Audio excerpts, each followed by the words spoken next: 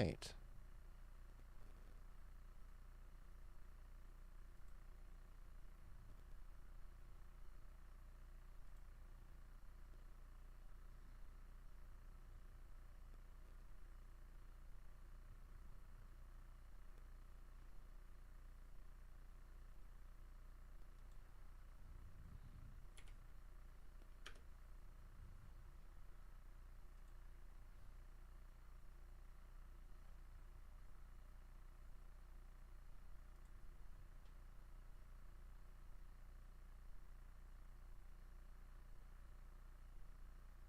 Awesome. Looks like I'm live across everything as the way it should be.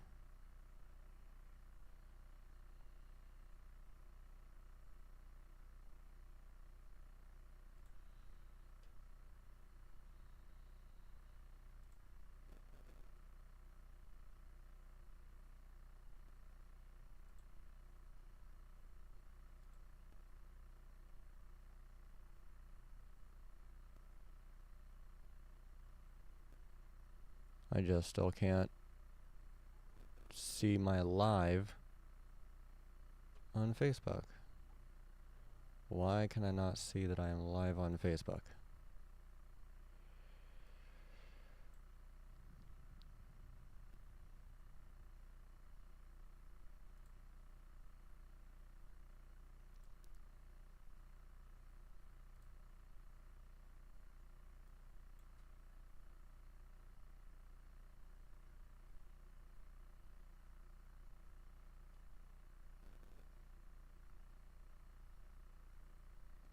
Can I see that I'm live on YouTube?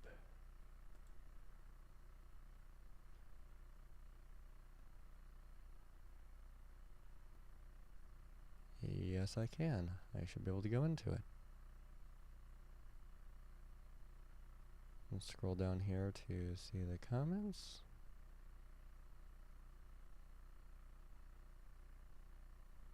But I just can't do it on Facebook. And I don't know why.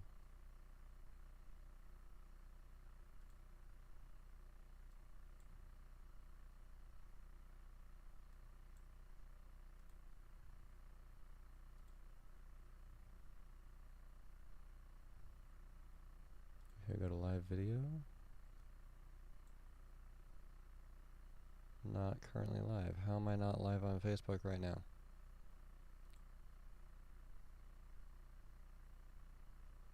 According to this, I am.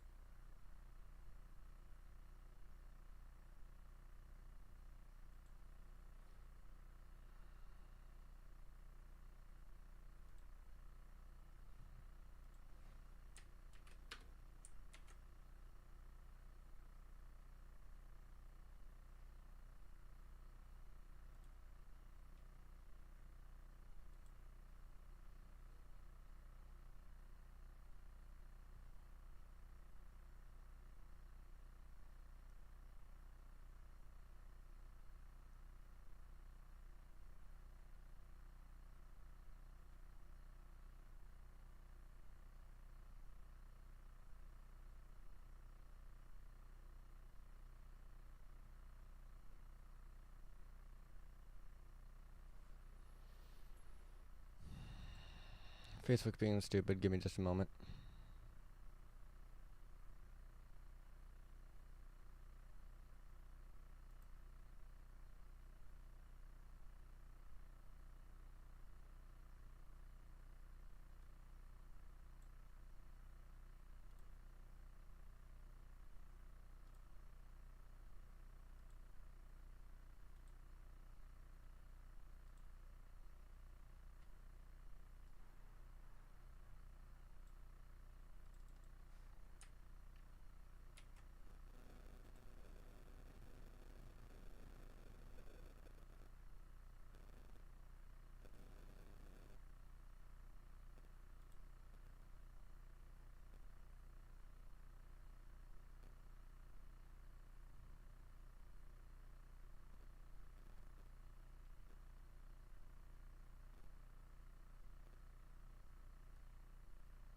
Alright, that's better.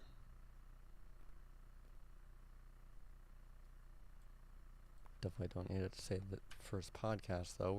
I'm on number 10. Something like that.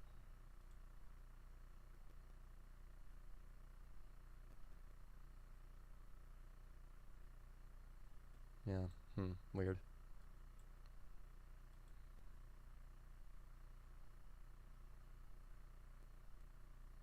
Oh, frames per second is too low. Well, it should automatically correct itself. Come on.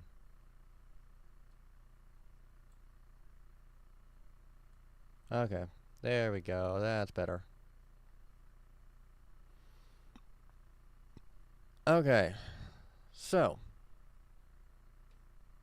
believe I'm good to go. I'm going to go ahead and pull up all of the talking points that I wanted to make. Give me just a second to do that. Okay.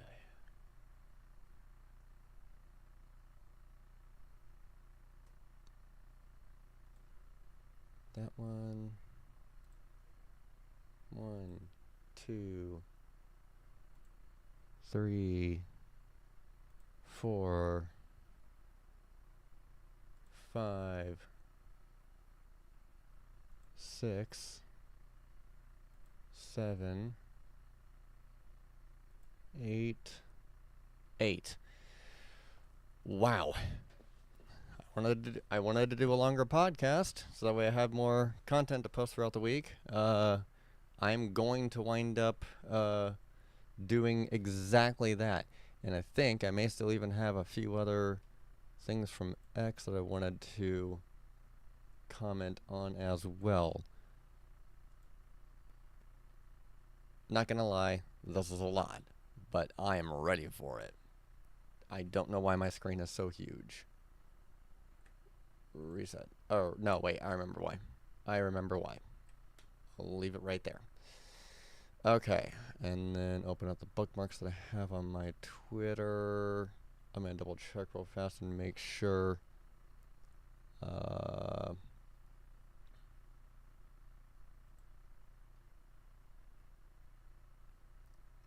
Where I left off on my previous video, my previous live stream.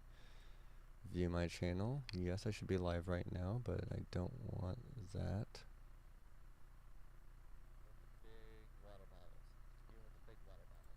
Shut up, Blake.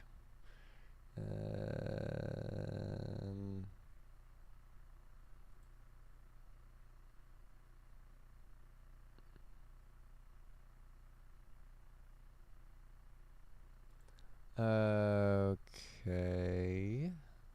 I think, yeah, well.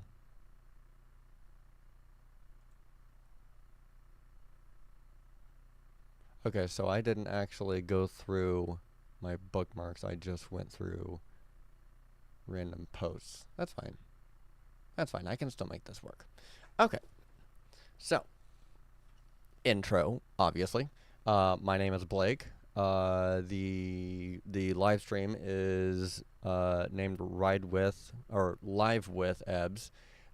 This is a podcast that I wanted to do. I've been wanting to do for a while, all about the news around the industry that my business is focused on, which is electric bikes, scooters, and skateboards. That's where the name Ride With Ebs comes in play. This is a beanie that I'm going to have listed on my web store very, very soon. I just put it through the washer and dryer today, and it's holding up very, very well.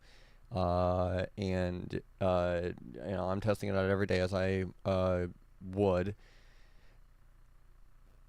And the overall idea,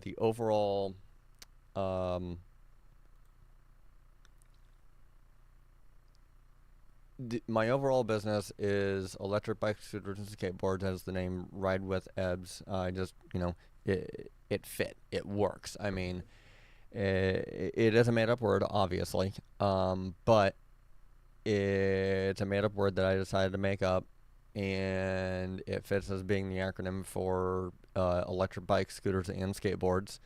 And at the end of the day, my goal with this business is to make is to help make city residential, local, urban streets safer for everyone, not just drivers, right? To help push the narrative of allowing everyone to feel safe regardless of what you want to use to travel with, be it a scooter, bike, skateboard, or even just walking.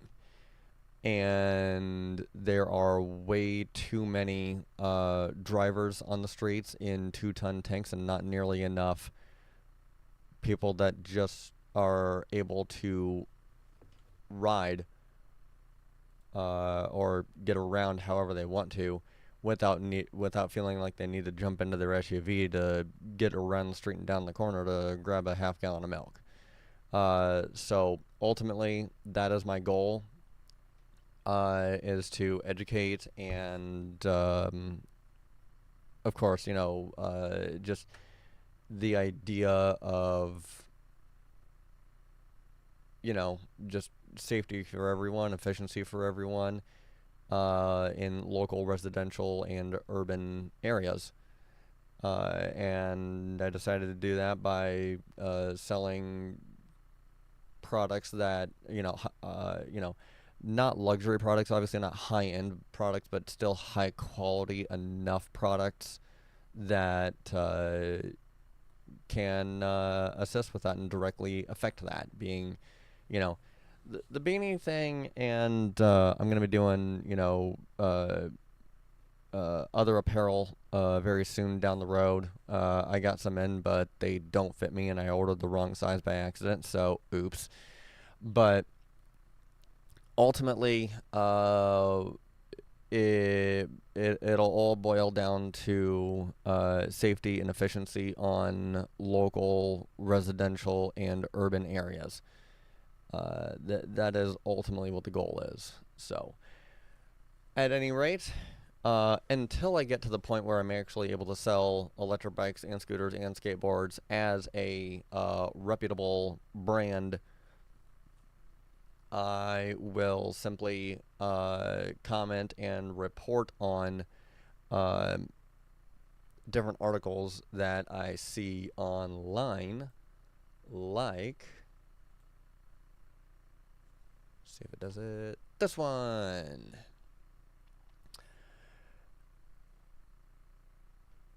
YouTubers e-biking across the United States show need for improvements. No kidding. When thinking about an e-bike, I usually think about fun rides on trails and maybe short commutes and errands. Yes. For people who live in cities, the maybe part might be the fun. The maybe part might be the fun, while using the bikes for serious transportation is the main goal. Yes. Well, both. Honestly, both. Realistically, obviously, I can have fun, just riding on the trails, or even riding, I love riding at night. I love my night rides, especially through the week. Usually Monday through Thursday. Those super late night rides into the early morning type of rides. I love those rides because of the fact that there's hardly any traffic. There's hardly any traffic. You get the lights, all the city lights that are glowing and lighting up the streets at night and everything like that. Assuming that that you're in a lit area. Obviously, not all streets are lit, unfortunately, but that's where you, being the safer rider, having your own lights and RGB gear and everything like that, obviously helps. But yeah, and it just in general, it's just a really good idea to always have light gear on.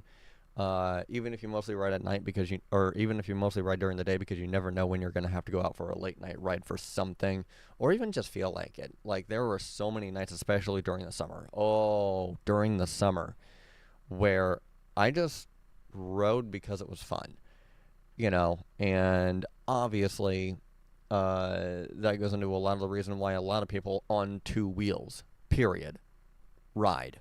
It's just fun. Um, but then, of course, I also commute to work on my bike too. Every day. I've been doing it for about 5 years. Almost every day. There are some days where I found out that, my rain gear just doesn't cut it because I'm stuck in a torrential downpour or something like that. But as long as it stays between 10 degrees and 99 degrees, I will ride. As long as it stays within, as long as it stays within double-digit degree temperatures, I will ride. My body can tell the difference between 9 degrees and 10 degrees. Don't ask me why or how. I just does. And then my body can also tell the difference between 99 degrees and 100 degrees. Again, don't ask me why. I don't know. I'm just going based off of what my body is doing, essentially. Uh, Maybe part might be fun. Oh my god, go away. Yes, I know it. OBS is supposed to be automatically correcting how many frames per second my desktop is pushing to Facebook, and according to Facebook, it's just not. Sorry, Facebook, I can't help it. Part might be the maybe part might be the fun while using the bike for serious transportation is the main goal. But either way, most people don't think about taking a trip across a continent on an e-bike. I've thought about it. I'm not going to do it until until my brand has accomplished the goal that I want my brand to accomplish, being that uh, majority of American cities and towns and whatnot are easily accessible via bicycle, scooters, or skateboards. I don't personally skateboard myself, but I mean, why not include skateboards in the mix? I mean, electric bikes, scooters, and skateboards, that's just, that's essentially modernizing the three most basic modes of transportation that we have, aside from just walking or running. Continental e-bike. But as it turns out, some people actually do this. After looking into it more, it became clear that these long trips show that there's a lot of room for improvement. You don't say. You don't freaking say. God. Across the United States. In this video I found on YouTube, embedding is disabled. Okay, fine, I won't do it. And I'm on the wrong account for watching YouTube videos without getting ads, and I don't want to put ads on here. So, that's something I forgot to mention, actually, real fast, is that any ad that you see in this live stream right here, any ad whatsoever that you see in this live stream, I'm not getting paid. I'm not getting paid from that.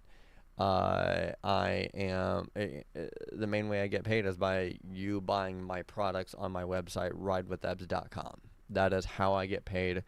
That is ultimately the goal of this business, because it's not a Ride with Ebs is not a media business. I have a video production business, and that's how I have I have all my video equipment and everything like that, and I'm using my video production business to generate content for my e-commerce business. So they're kind of doing this number, gears in a cog type thing. But I don't have I don't have any sponsorships. I don't have any investors. None of that, and I'm not looking either. I did look for investors for a while, but then I realized that I would have to give up a portion of my business, and I just don't want to do that whenever I'm just barely getting started, and I want this business to thrive and grow because I am making it thrive and grow. And, some business partners and everything like that will definitely do that. And eventually I'll start franchising and everything like that. But for right now, I want to be the one, I need to be the one that is making this business grow and thrive. And so I stopped looking for investors. I stopped looking for, I stopped looking for, like I said, investors and sponsors. So, will I start looking for them for that kind of income again? Possibly. Right now, I'm just focused on making the content. Right away, the brothers doing this ran into the biggest cycling problem in the United States: utter crap infrastructure. In some cities, bike lanes exist and are some and some are even protected or entirely separate from cars. This is true. But it didn't take long. It didn't take them long to run into some very dangerous narrow shoulders, where some of them got thrown off by the bike by a big RV almost hitting them. Yeah. Go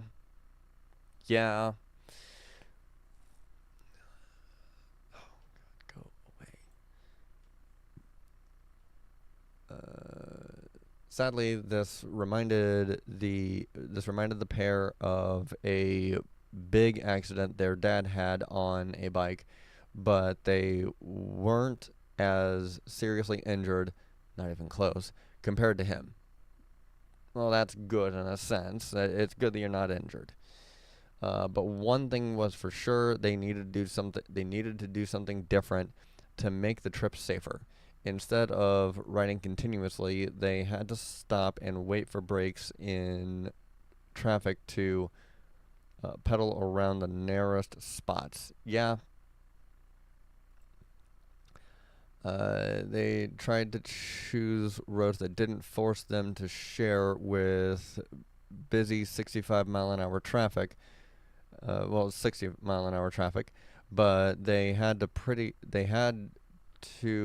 pretty closely climb to 4,000 feet of elevation from sea level.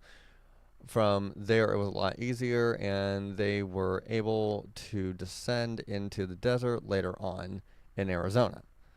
And they were able to descend into the desert.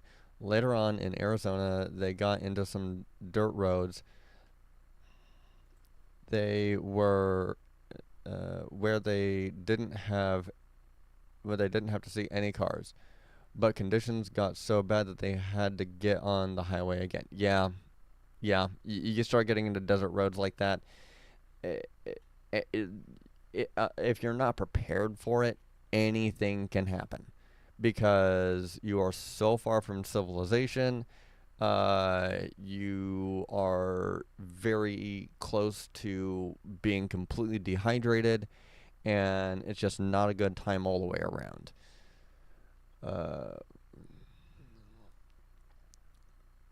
Even worse, the Arizona desert gave them a nasty surprise: a summer thunderstorm. Oh, jeez, yeah. Unlike the light but long rains you'd encounter in greener parts of the United States, desert storms are relatively short-lived, but can be absolutely brutal in terms of rain, wind, and lightning. But they had to keep pedaling on to Phoenix if they wanted to sleep in warm and dry beds. The great thing about e-bikes is that the next day they were able to continue on and finish crossing the state and go into New Mexico, but not without being excited about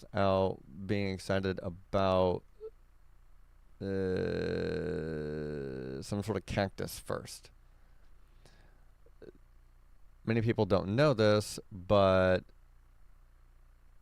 that don't grow in New Mexico or Texas, despite their appearance in some old westerns. It took them all day to find it to the state line, and then hours of riding along a narrow, dark highway that never ride a bike along. So they slept along the side of the road in a tent and got to see New Mexico State police officer arrest a nearby man. Uh, yeah, no, I, there's a lot that I will ride through. I've ridden through some storms that I definitely should not have been riding through. Um, there were definitely some times during certain winter seasons that the temperature was so goddamn cold, I really shouldn't have been riding in it. I wanted to at least experience it. It wasn't because I had to; it was because I wanted to. I wanted to see what my limit was. That's the only reason why I'm able to tell you, hey, my limit is 9 degrees for the cold and 100 degrees for the heat. As long as I stay between those numbers, 10 degrees and 99 degrees, I'm fine, relatively speaking.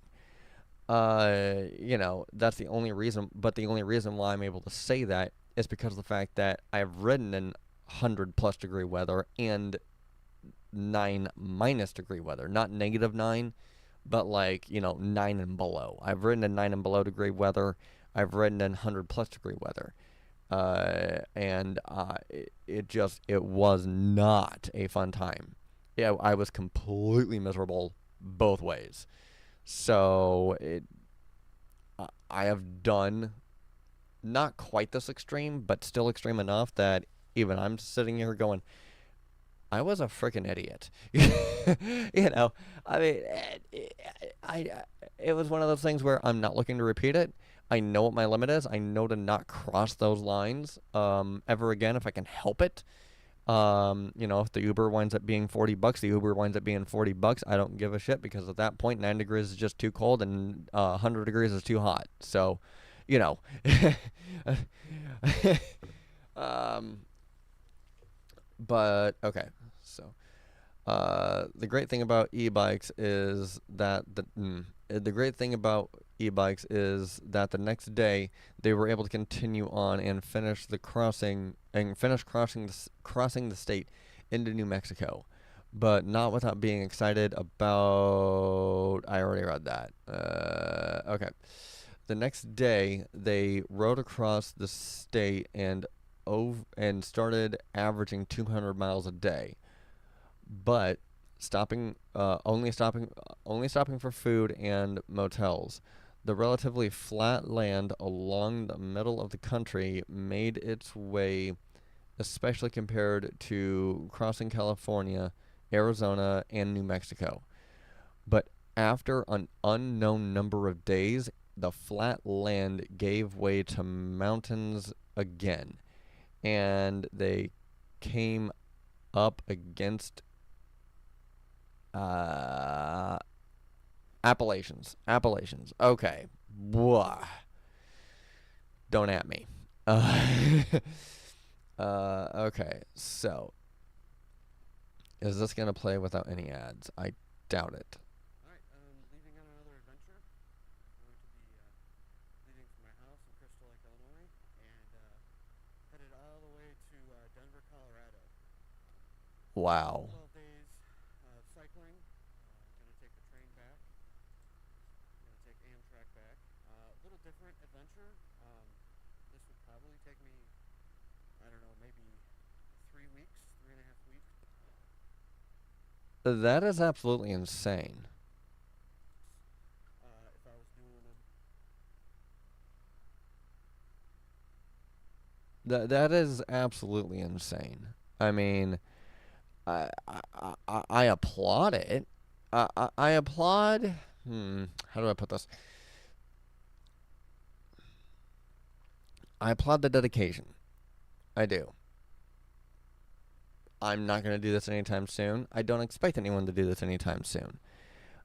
Even when like let's just I'll say even if America's infrastructure, city to city and state to state, was built for it. I couldn't. I don't think I could do that. Like that is an insanely long bike trip.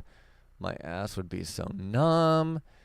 My legs would feel like jello. Like whenever I first started cycling all over Fort Wayne, I had to pace myself, and I pushed myself to see if I could make it from the northern tip of Fort Wayne to the other or to the southern tip of Fort Wayne.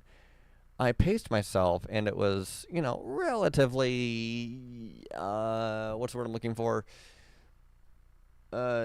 Temperature wise, it was relatively fine. It was early spring, so it wasn't it wasn't blazing hot, but it wasn't freezing cold. It was just chilly, which was good because I was still pedaling like a madman by the end of it. But I wanted to see if I could do it, and I wound up being right. So I decided, you know what? If I can make it from one extreme end of of Fort Wayne to the other extreme end of Fort Wayne, I can get practically anywhere on my bike. And I proved myself right with that. I didn't think I could until I thought I could, in which case I did it.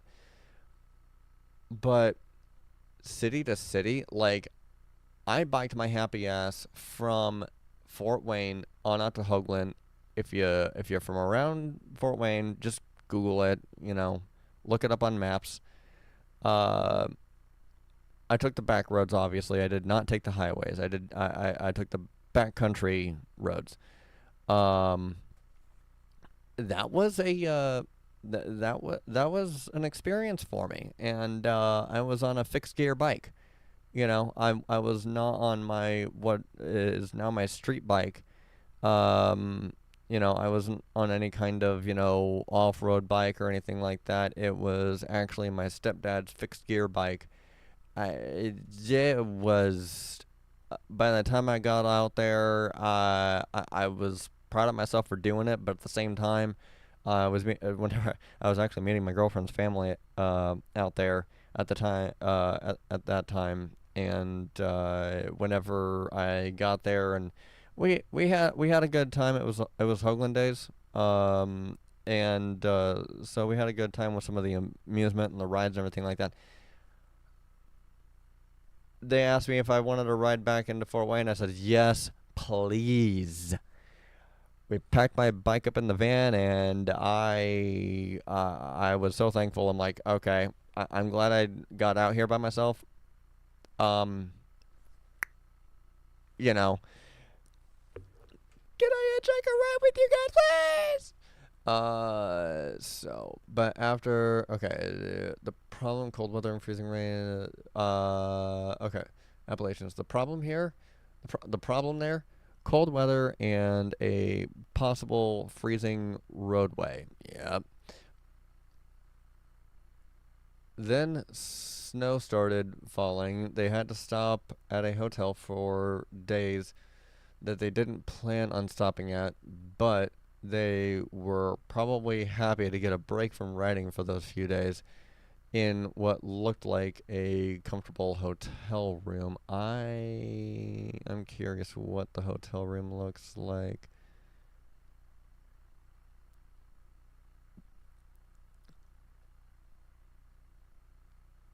Hmm. It's probably gonna give me some ads. Brand new bridge. Brand new bridge. No, I'm not seeing it.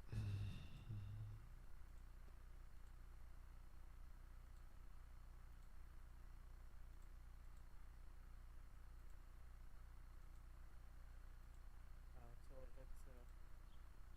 refresh now. Just hold up. Okay, I'm not seeing it right now. And many things but after break from riding for those getting a closer look at what it's like. But after finishing this after finishing the last video, it seems a bit rushed. A 10-minute video without many details on routes and many things, sometimes whole states skipped over, really doesn't give us a very deep idea of what the struggle was really like. So I went looking for some other experiences. I found other videos with a video per day tripping from Illinois to Colorado. Article continues after video. Okay. In this case, the rider built his own bike from a bike he had owned once. He was a teenager, but enough battery. He was a teenager. He put enough battery on it to hopefully get about 100 to 120 miles per day, going about 20 miles an hour. So we can assume he did this just 5 to 6 hours a day. Okay. The video showed his actual route, and it became pretty clear that the plan to do something different to avoid major highways along, and it became pretty clear that he planned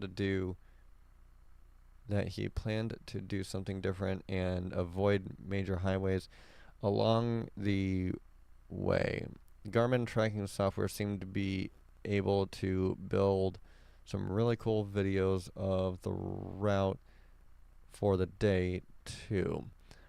Along the way, he used bike trails for at least some of it and visited some small towns and friendly streets. Okay, with friendly streets. By seeing more of the actual time along along the road, it became pretty clear that many of the same problems the brothers encountered were there too. 2-lane highways without shoulders don't stretch out experience and don't sketch out experienced bike tourers like him, but I think most people just wouldn't be willing to try it. Toward the end of the day, he crosses the Mississippi River, luckily with no traffic, but again, it looked like something narrow that many people would be nervous about sharing with cars. I could imagine. Yes, absolutely. Okay. Let's go just a little bit more to go here.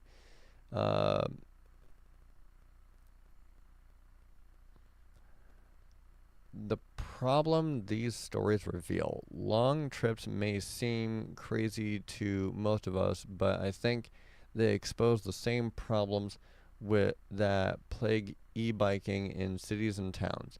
I know in my area there are many streets and roads that are basically inaccessible to bikes because there is no shoulder.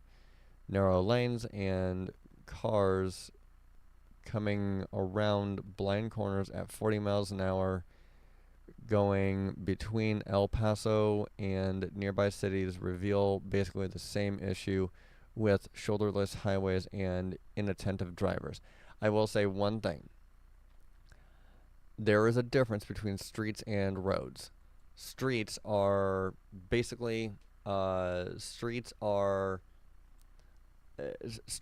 specifically designed to be mixed use and lower speed with lots of uh, intersections and everything like that. They're designed to be used for everyone. Again, not just drivers, but literally everyone.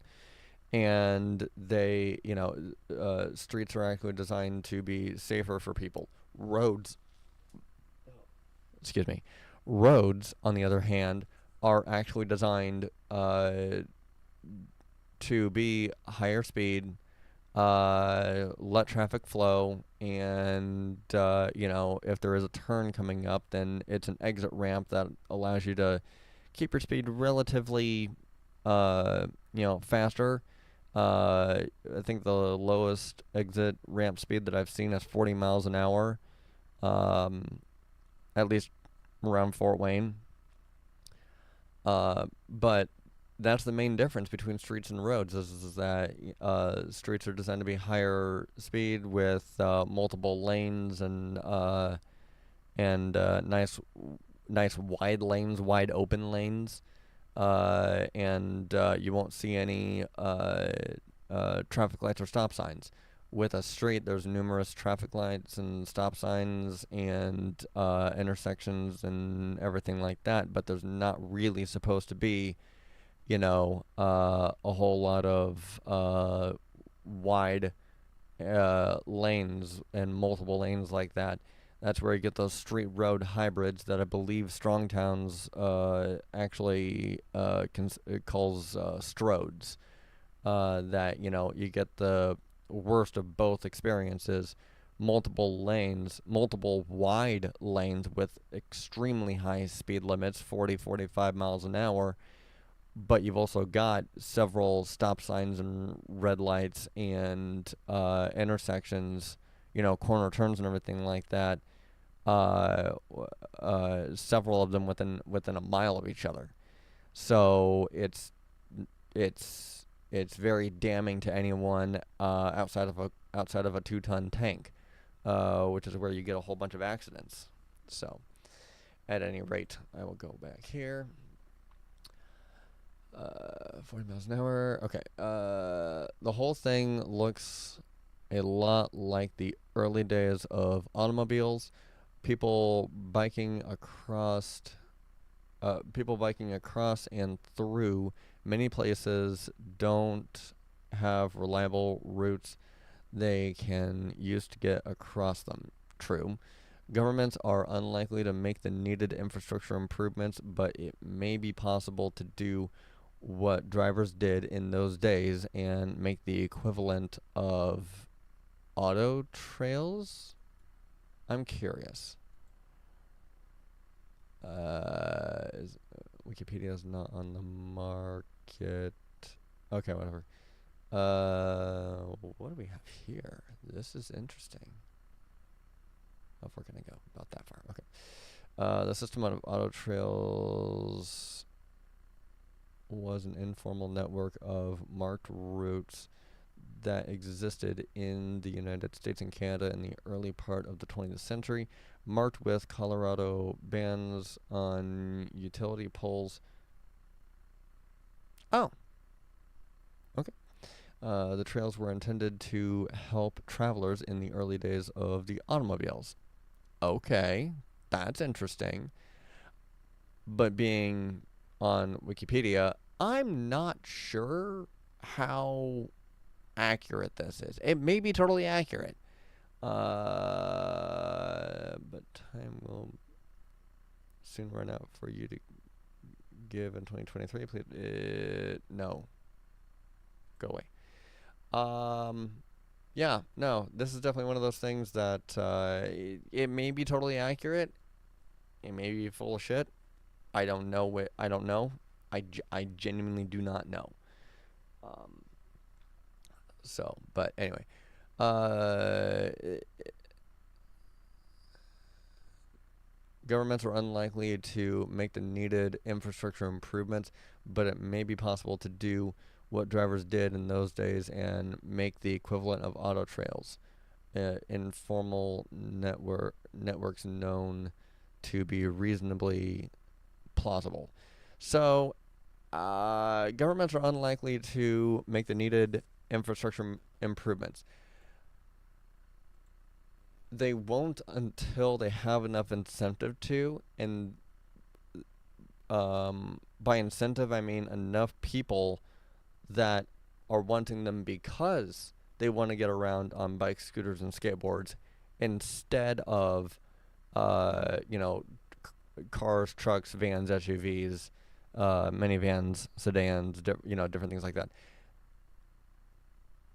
Until there are enough people that stand up and say, "Hey, we want this because this is the way we're getting around," like me, uh, governments don't have enough incentive from the people. They don't have enough incentive from the people, and so the major auto manufacturers are going to continue to have America by the balls like this, even well after they should. So, at any rate, I'm going to go ahead and switch over. That's one article down, and one, two, three, four, five. Yeah, okay, fine. YouTubers explore why the bike industry is failing. Okay, cool. Actually, hold on. Let me see if I can blow that up a little bit here. Okay, not that much. Yeah, right there is totally fine. YouTuber explores why the bike industry is failing. For over 2 decades, SportRx has been Oh, no, I don't want to do that. I'm going to have to. Screw it. Hello? Please don't tell me you're firing me. No, you're not fired, but this is bad. We need to stop production. Whoa, before we stop, what if, I don't know, what if the demand goes up in a couple of months and, like, things lighten up? That's not gonna happen. Just do your job, do what I say, trust me, shut down production. It's fine. I'll shut down manufacturing. We need to order more. They're buying everything. Okay, I'll do the best. Okay, well, that video is too long for me to go through all the way right now. It is no secret that in 2023 has been a strange year for the bike industry. Demand has dropped off, inventory has remained high, and companies are scrambling to offload what they have. It is a far cry from the global shortages of 2020 and 2021, which means that the market is incredibly favorable for consumers. Yeah, I've noticed that. I've absolutely noticed that. Uh, Here's a video from Daily MTB writer breaking down the basics of why. Okay, I'm not going to go into that video right now. Most of this shouldn't be anything revolutionary to anyone who's been watching this unfold for the last few years, but it still does serve a nice refresher for how we got here. Basically, we are seeing we are seeing all that stock that was panic ordered during late 2020 and 2021 finally arrive in mass, and companies sort of panicking about how to offload it all. What does this mean for you, the consumer? Well, first of all, it means there are unreasonably good deals available online and through some local bike shops. Right now, it is the best time to grab all those pretty little trinkets or a new bike. The stock is high and prices are reasonable, relatively, of course. It also means that the second hand market is getting very hard to sell things on. With the cost of new bikes and components being so low, it makes it incredibly difficult to offload those old bikes you've been on. Prices on the used market are dropping considerably, and people who want to upgrade or need to sell their current steed are being forced to accept far lower offers than they would have liked. I mean, I get it in a sense. Whenever you have this type of problem, the only thing that you can really do is cut the prices, especially whenever the government printing out trillions of dollars on top of the millions of dollars they already print out every day. it did the exact opposite of help. You know, it lowered the value of the dollar, and thus prices for basically everything just went and skyrocketed. I can name off literally like not even quite a handful of things that, from what I can tell, actually didn't go up in price that I am buying. I'm subscribed to GoPro's cloud storage. That has not gone up in price for me. It's stayed $5 a month for me, and it has remained $5 a month for me, even 4 years later now. And I got that back. I got it 4 years ago, so 3 years ago, something like that. Audible. Audible has also stayed the same price, from what I can tell. Obviously, my YouTube Premium subscription. Excuse me. My YouTube Premium subscription, that has gone up in price, and especially since I'm paying the family plan for my girlfriend, a friend, and a couple of family members, plus my video business, not my e-commerce business. That's why I'm not jumping onto YouTube right now. I just don't want to do the ads. But it's it's one of those things that it's the inventory versus demand versus it's I'm not thinking of the term right now, but it's the demand has gone down, inventory has gone up, so prices go down.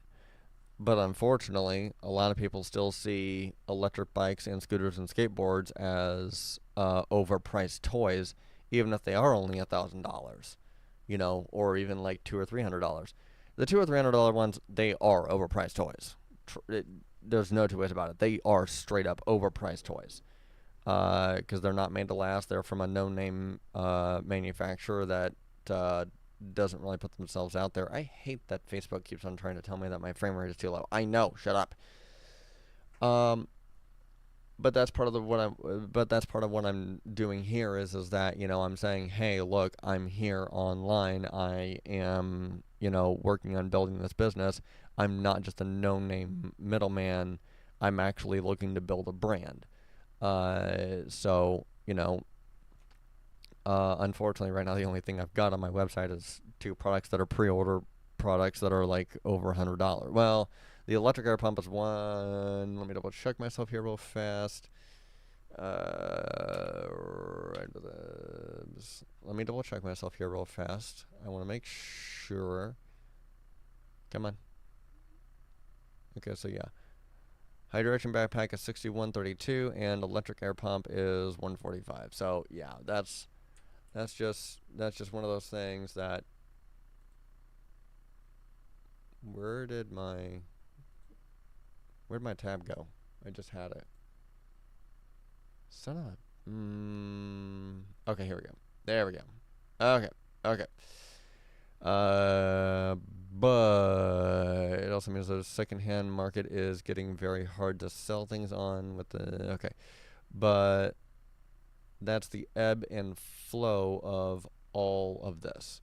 Hopefully, for the sake of industry workers, it doesn't continue to decline. We need to keep bike industry jobs for the sake of all who enjoy the sport. We're always on the lookout for amusing, interesting, and engaging bike-related videos to feature on our channel. Is that it? That's a really short article. Wow, okay. Whoopsie. Not looking to show that on a supposedly G-rated live stream, but yeah, no. So the bike industry, I wouldn't say failing necessarily. It's just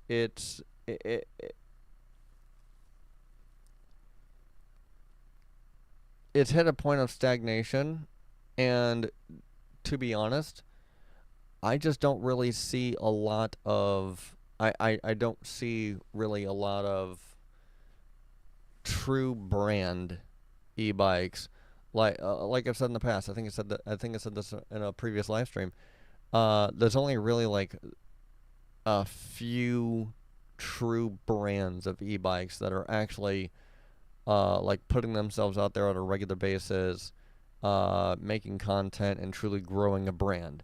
Super 73, uh, Onyx, um, technically Suron, but the Suron company mostly just relies on others that buy their product to show it off on social media, and they do on a regular basis. Um, but you know, they're not. There's not really gonna be nobody, no brand, no e-bike brand is really putting themselves out there on a daily, regular basis, like I am, and you know, that's not necessarily to, beat my chest or anything, but at the end of the day, I am an e-bike brand. I'm an electric bike, scooter, and skateboard brand. And my whole shtick is that these products are federally street legal without needing license, registration, or insurance. We are focused primarily on safety, efficiency, quality, and of course, looking badass while we do all that simultaneously. So, you know, we're looking to keep it 30 miles an hour top speed and a 750 watt output for power. You're probably not gonna ride any wheelies with it or anything like that with those specs anytime soon. Um, but the our products are for local urban commuting when we have them. They're not for longer distance. They're not for the sport of it. They're for the efficiency and practicality of it. Are we gonna have some like I've got some stuff. I've got some ideas in my head of some sweet RGB and some super sexy designs and apparel that is gonna feel like regular clothes, but will act like protective gear and safety gear for riding. Um, you know, I'm gonna look into like super high tech helmets and everything like that. Like I got some stuff up in here that I want to put up on here that will be like, hey, we're an actual brand that makes all this stuff and we're showing this to, you as a live audience saying, hey, if you like this and you can ride this and you can use this, you don't have to, be a millionaire or even a high income or anything like that. This is for the practical everyday urban commuter. So, at any rate, oops. Okay, on to the next topic. I'm only at an hour right now. Sweet. I was hoping for a longer live stream. I'm gonna get a longer live stream in this time with practically no real problem. So, NAR Community and Transportation Preferences Survey. I'm gonna blow this up a little bit here. Apparently, that's the most I can go. Okay. NAR 2023 Community Transport Preferences Survey, a national poll conducted in April 2023. 2,000 adults in the 50 largest metro areas found that coming out of the coronavirus pandemic that demand for living in a walkable community remains robust. Okay. The survey shows that people living in walkable communities more likely to be very satisfied with their quality of life. 11 quality of life that over 30% of Gen Z and millennials respondents willing to pay a lot more to live in walkable communities, and 53% of all respondents, including that, in and 53% of all respondents indicting that indicting that they would prefer to live in an attached dwelling, apartment, condo, townhome rather than a detached single family home if it meant that they would have an easy walk to shops and restaurants. I will I will say right here right now, so I don't love the apartment that I live in right now. The amount of downsizing that we've done to live where we are now was kind of a hidden gem for us, being me and my girlfriend. It's That was one of those things where we're like, you know what? Let's see how much we can downsize. Let's see how much just garbage we can get rid of. I think I mentioned this in a previous podcast too. Let's just see how much garbage we can get rid of. Let's see how much stuff we really don't need. We can put it in my family's basement and just, keep it. Some of it we did. Some of it we donated. We donated a lot of kitchen utilities and whatnot like that we just weren't using. We thought we were going to. We genuinely thought we were going to, and we just didn't. Um, and downsizing the way that we have, at least on my end, she kind of agrees with me, but I'm the one that keeps mentioning it. Downsizing the way that we have from the apartment that we had previous to this one right now. It's it's like freaking half the physical space. And we're not in love with the apartment that we're in right now. We're definitely gonna be moving by the end of the lease. But to say that we hate how much we've downsized, to say that we hate where we live right now would be an oversimplification. We just do not care for the apartment that we're living in right now. Mostly to do with the leasing office. That's a whole other issue. But location wise, it is absolutely perfect. We are just outside downtown Fort Wayne, and we're not in downtown Fort Wayne. It's not a luxury apartment by any stretch of the imagination. $700 a month. I'm not expecting a white glove concierge service whenever I come in, but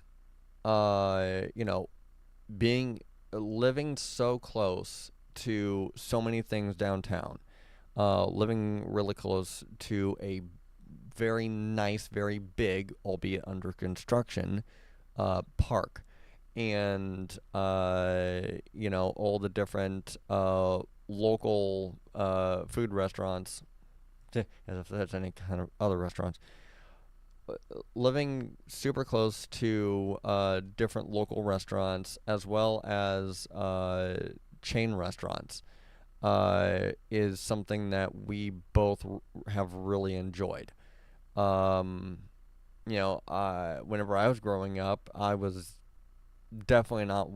I was walking distance from some restaurants if it weren't for the fact uh, that there were no sidewalks. Like technically, right now, we have to walk just as far, almost as far, to get from our home to a restaurant to eat something, or even just to a park just to have a nice walk out in nature.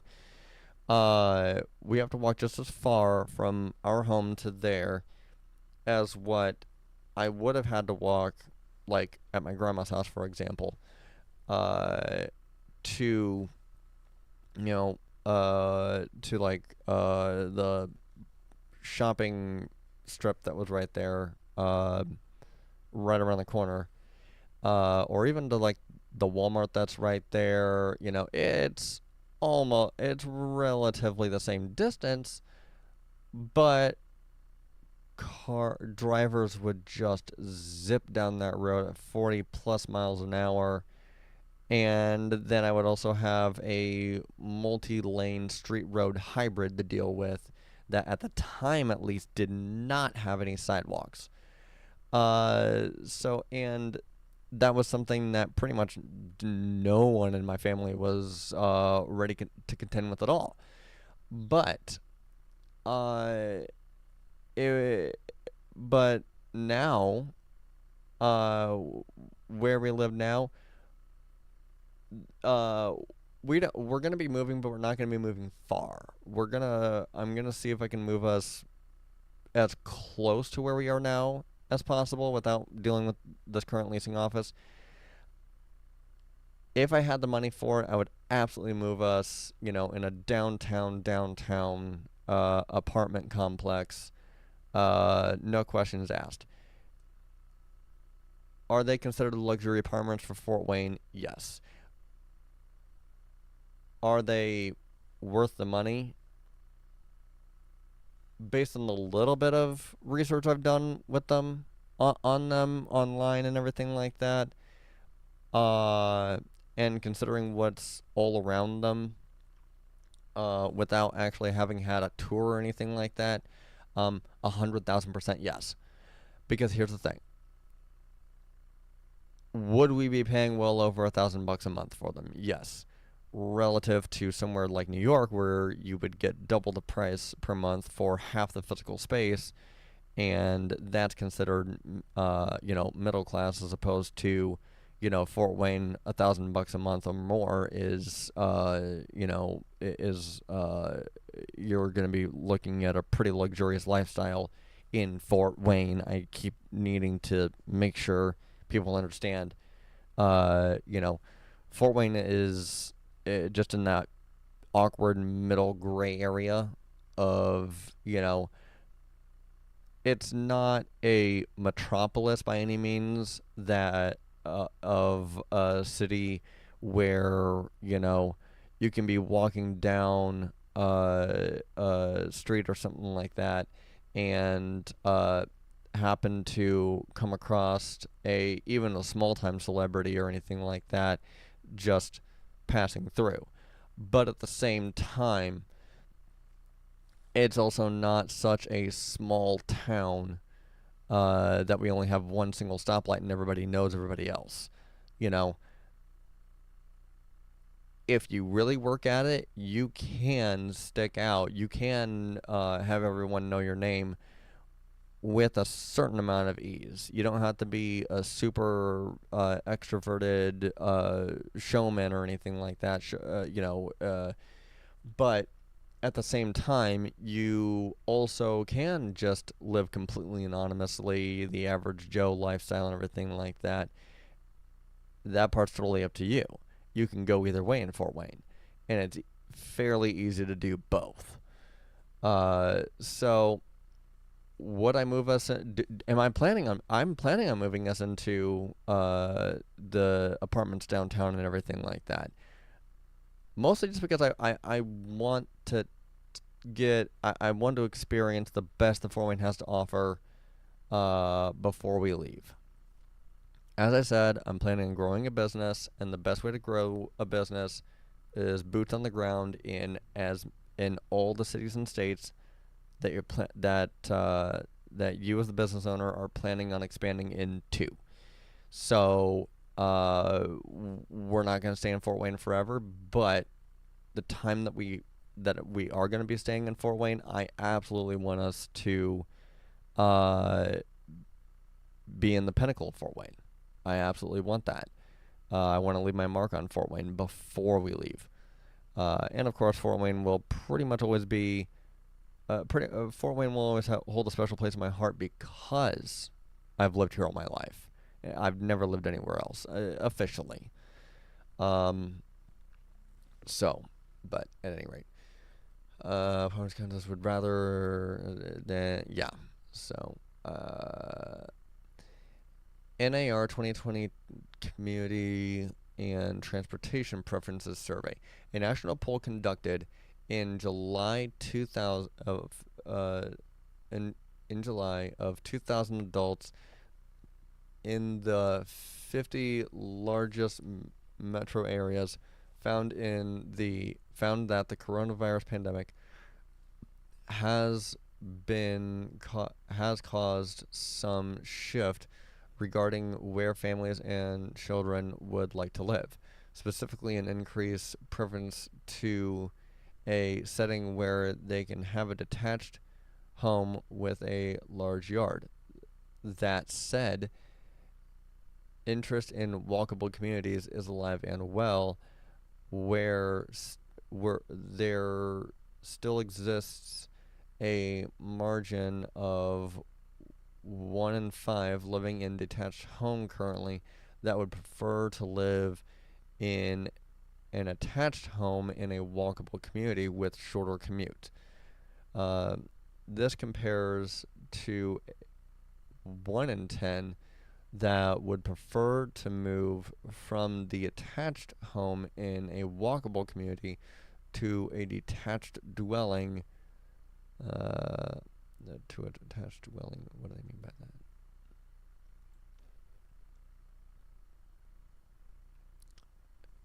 Executive summary. Executive summary. Hmm. Okay. Yeah. Whatever. Uh. Finally, people with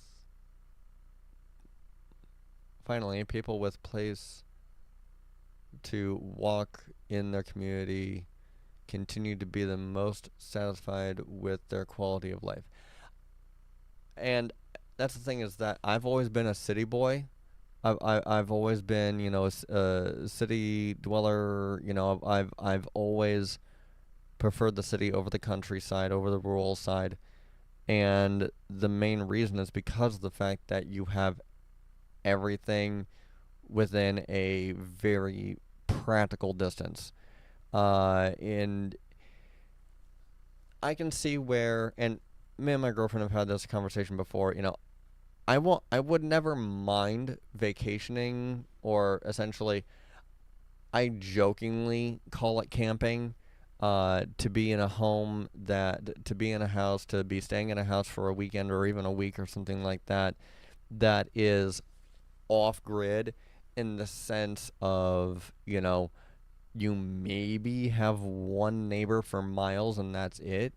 You know, you your source of internet is your phone and that's it. And even if that, you don't have in-home Wi-Fi, and yeah, to take a trip to the grocery store is a trip. Um, it's one of those things that it has never really piqued my interest, except for it's never really piqued my interest except for short term, just disconnecting, really winding down, settling down, and everything like that. I wouldn't want to do that for all my life, unless we're talking about like the last 1 to 5 years of my life, where I feel like I've really, lived a full life, and have done everything I wanted to do and everything like that. Like, that at that point, I'd be like, okay, let's go to the country and just kind of relax, exist, and wait for our final days in peace. That to me is the only real reason why I would want to move out to rural countryside to live there. Um, and anything else, it would be just a vacation to disconnect, to really be able to, uh, you know, uh, just be in a peaceful, quiet area. It does not interest me whatsoever to feel like I'm the last human being on the face of the planet. And I get that feeling whenever I get out to rural countryside, is that, you know, oh my God, where is everyone? You know, I love having everything right near me. It can get a little loud from time to time. I'm not going to deny that, but that's why I have noise canceling headphones. You know, and it's just one of those things where, in to me, for me personally, I just cannot. I love the fact that I can walk to Zestos. I love the fact that that we can decide to go out for a super nice fancy dinner, wear a suit, but not have to drive there. We can actually just walk there. I love the fact that, hey, if there's a parade, or if there's some sort of a festival, or if there's, something going on where people are going to, we can just walk there. We don't have to pay for driving. We don't have to get stuck in traffic. We don't have to get everyone piled up into the car and make sure the car's got gas and everything like that. Like, we can just walk there. Like, I love that, and I would only ever give that up if I felt like my days were numbered. Not to get morbid or dark or anything like that, but that's where I draw that line. NAR 27 live separately. Large yard is this just going through year by? Okay, cool. So 2020, 2017, Community and Transport Surveys said. Finally, people. Okay, yeah. A national poll, NAR 2017 Community and Transportation Preferences Survey. A national poll of 3,000 adults in the 50 large metro areas found that it is no longer just millennials propelling interest in walkable communities. This new report shows that the silent and greatest generation prefer small homes in neighborhoods with easy walks to shops and restaurants. The poll was conducted by the National Association of Realtors. Okay. And it also makes sense too why older people would want to at least the older people that would that still have the ability to walk. Obviously not, a lot of older people just don't have the ability to walk anymore for, insert reason here. Be it that they're just too old and frail, or that maybe they are missing a limb, or maybe they do have a heart condition where they're not supposed to get too much exercise or something like that. But for those that, stayed in motion, for the older people that actually stayed in motion, and they, they're still physically active, I can absolutely see where they would not want to live in the suburbs, or live in a rural countryside area where, uh, with the exception of doing occasional yard work, which you can do that, but if you have a medical emergency or something like that, ambulance is going to be a hot minute, unless unless you get a helicopter, which, if you could afford a helicopter, what the hell are you doing in a rural area? Why not just move into downtown and call it good? Dear God. But that's one of those things where, if you live in a downtown urban area, then, yeah, if you have a medical episode or something like that, hospital is very, very within a mile probably of you. You know, like you've got a hospital at least within a few miles, as opposed to, you know, okay, well, we'll be there in like an hour and a half. What? That? I've got seconds here, buddy. Get here now. So you know that I can see that. NAR and Portland State University 2015 Community and Transportation Survey Preferences Survey, a national poll of 3,000 adults in the 50 largest metro areas found that millennials are distinguishing themselves as the generation that more than any other generation prefers to walk. Yeah. The poll was jointly conducted by the National Association of Realtors and researchers at the Portland State University. Yeah, I will go for a walk. Absolutely. I'll walk around downtown Fort Wayne for 2 hours with no problem. You know, I take like 5 minute breaks here or there, you know, get some water, get a snack, whatever like that. But I'll just walk around listening to my audiobook or maybe some music or something like that. Especially with the I downloaded an audiobook from Audible that I knew it was going to be a challenge for me to finish because not because of my interest in the subject. It's still a kind of a business book in a sense. But it has a story line to it. You know, Atlas Shrugged for those who are interested. It is one hell of a read. And the narrator, I'm like I said, I'm listening to it audibly. The narrator is just doing an absolutely fantastic job. It's a very long, but the son of a bitch is 70 some odd hours long.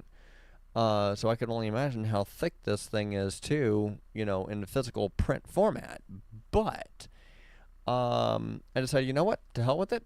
I'm gonna go ahead. I'm gonna push myself to do this, and let's see what happens. Hey, guess what? I'm most of the way through it now, and that's because of the fact that whenever I want to walk around downtown Fort Wayne, some of those chapters they can be. I think the longest chapter in this book is like 5.5 hours long, but on average, I'm pretty sure the average chapter length is like 2 hours long. I can kill 2 hours just walking around downtown Fort Wayne. Uh, so yeah, absolutely, 100%, and I have fun with it too. Whenever people ask me what kind of sport I like, and I this is a half joke, half not, I answer walking is my sport. It's one of those things where I'm half joking about it because obviously I know that walking really isn't considered a sport to most people. Like, you're not exerting that much. You know, it's not really all that strenuous. Um, but at the same time, it is still a really good form of exercise. You do still have to have a little bit of strategy to it as far as where you're gonna walk. You know, if a path that you went down is suddenly closed, you know, is there maybe a shortcut to get out of that path and onto another path, or are you gonna have to backtrack? You know, how long do you think you're going to be, and do you think is there a possibility of a storm coming that you know? Oh well, it might cut me off sooner, so I might want to go this way instead of that way in order to get under some cover to avoid the rain or whatever the case is like that. But it's still an excellent form of exercise without feeling like I'm straining myself. You know, I don't really go for runs, but I will absolutely go for a walk, and I'll go for a bike ride too. If I'm going for a bike ride for leisure, I'll go for a bike ride for leisure. I mean, you know, I can push it just as much as no, actually more than the average person can. Uh, but you know, if I'm just going to go for a walk or something like that, I've usually got an audiobook going or something. uh, NAR 2013 Community Preferences Survey. Americans prefer to live in mixed-use walkable communities. According to the National Association of Realtors 2013 Community Preference Survey, 60% of respondents favor a neighborhood with a mix of houses, stores, and other businesses that were within walking distance, rather than neighbors requiring them to, rather than neighborhoods requiring driving between work or between home, work, and recreation. Residents indicated that while the size of a home or yard doesn't matter, most are willing to compromise size of a size for a preferred neighborhood and less community. Um, yes, 100,000%. So,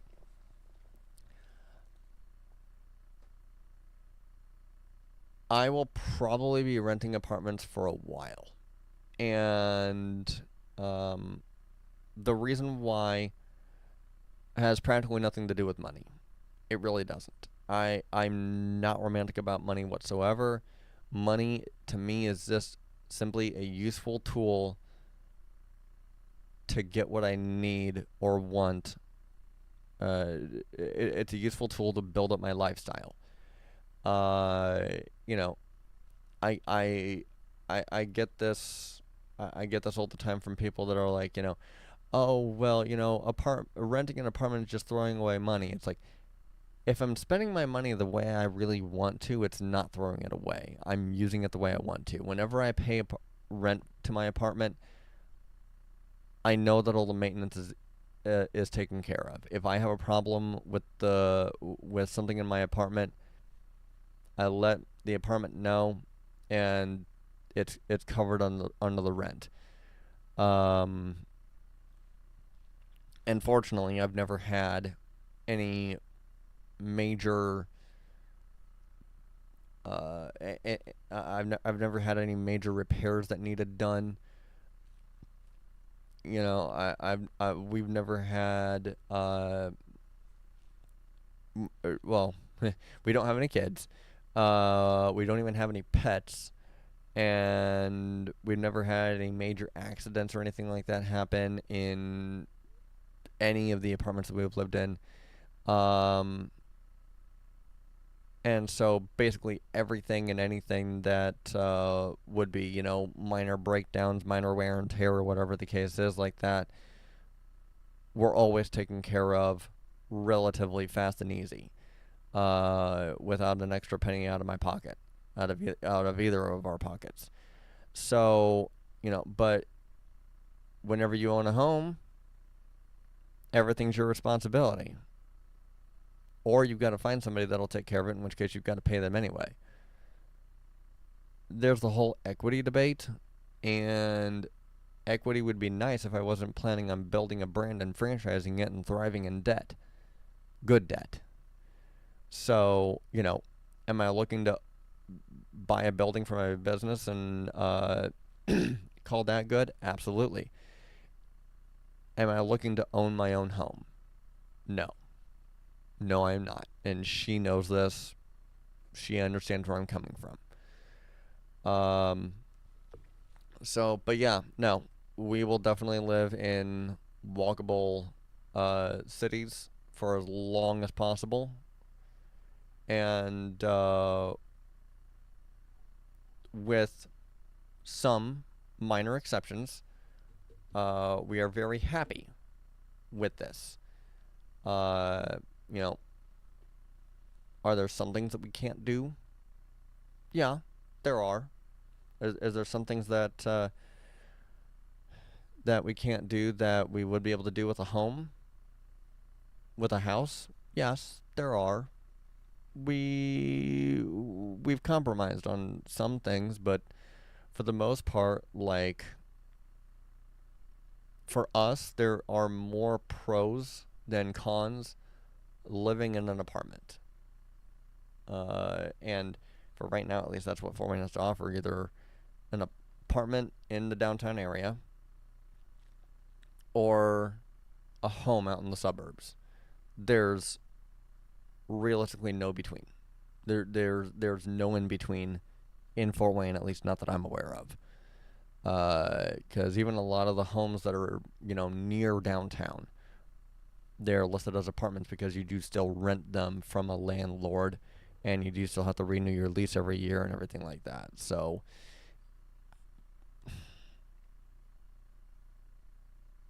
if we want to be close to downtown, which we do, uh, then we have our choice of apartments. We don't really have a choice of a house. Okay. And I am just over an hour. Well, rather, just over an hour and a half. Okay, so Facebook is an hour and a half, hour and 31 minutes, actually. No, YouTube is an hour 31 minutes. Facebook is an hour 26 minutes. Facebook, you were giving me trouble. I can't help that. I wasn't sure how to help that. I will correct myself on that.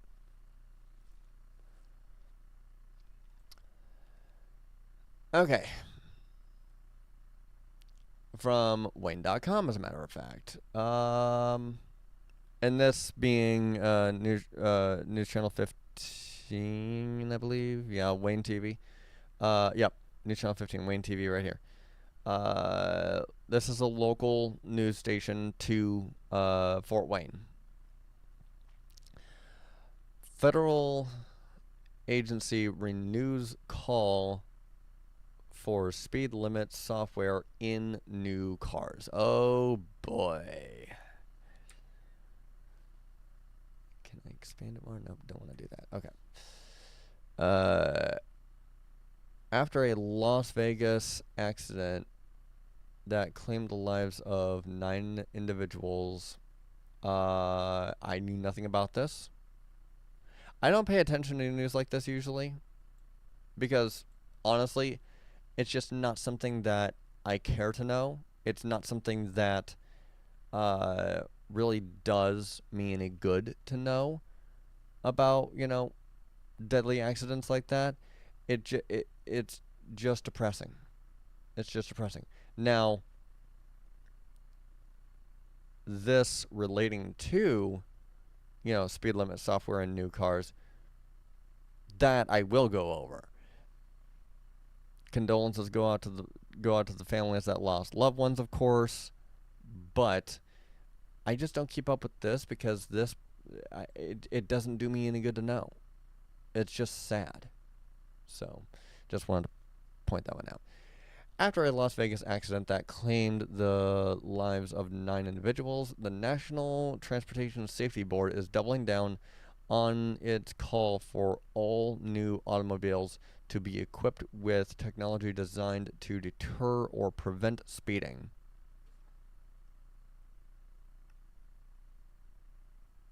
Really? This marks the NTSB's second such attempt in 6 years. Okay. Reflecting a growing concern over the role of speed in fatal auto accidents. Okay. Last year, more than 12,000 people lost their lives in the U.S. due to crashes related to speeding, with hundreds of thousands more suffering injuries. Yeah, that doesn't have anything to do with any kind of speed limiting software or lack thereof. That it has to do with infrastructure being made, with infrastructure being made that favors drivers driving faster and faster and faster and faster. If you're going to have several traffic lights several stop signs within a mile stretch of road, within a mile stretch of infrastructure, and higher speed limit, wide lanes. Expect road rage.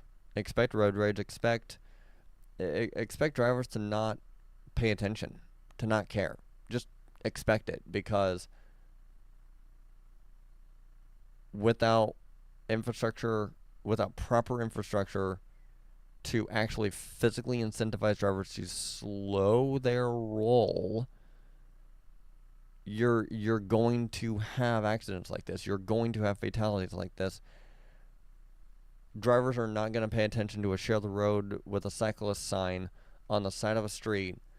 Even if there's a cyclist there, they're going to blow past them as fast as possible, potentially cut them off, and also probably wind up honking or flipping them off or something like that.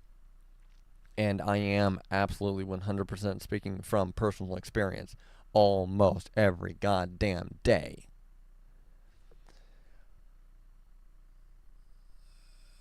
The recommended technology, known as Intelligent Speed Assist, or ISA, utilizes GPS and sign recognition to restrict a vehicle's speed within specific zones.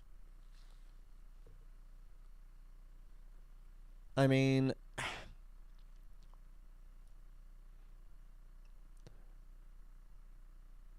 so basically what you're saying, unlike traditional speed limiting devices, ISA dynamically adjusts the speed limit based on the location where the vehicle is operating, rather than imposing a fixed cap.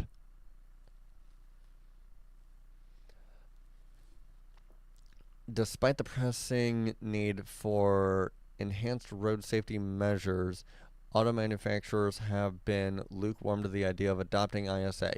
Road safety advocates express skepticism about the technology's widespread acceptance, and the National Highway Traffic Safety Administration has yet to endorse the NTSB's recommendations.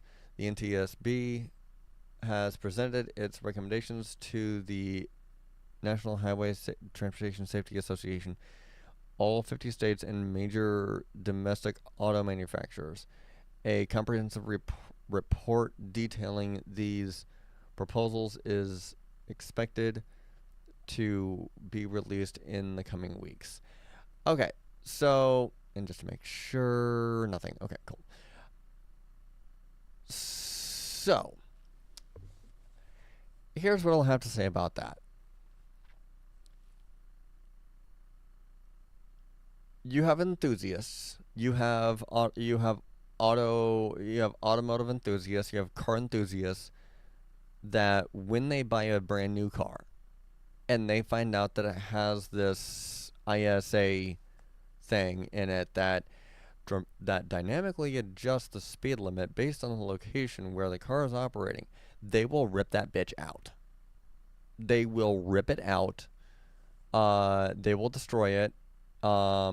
Because in their head, they bought the car, they own the car, they can do whatever the hell they want to with it. And in some cases, that is the law be damned. Even if the automotive manufacturer does decide to do this, even if the automotive manufacturer does decide to put this technology into cars, car enthusiasts will rip it out on purpose, very much on purpose. And people who are not car enthusiasts but still just really want their freedom, they're gonna find those other car enthusiasts to be like, hey, we're gonna pay you money, rip this thing out for me. Okay, thank you very much. Here's your money. Have a nice day.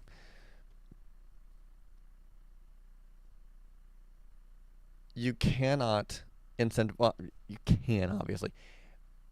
The smarter move, I'm not saying it's a cheaper move. I'm not even saying it's an easier move. I'm saying the smarter move is to build infrastructure that incentivizes drivers to slow down.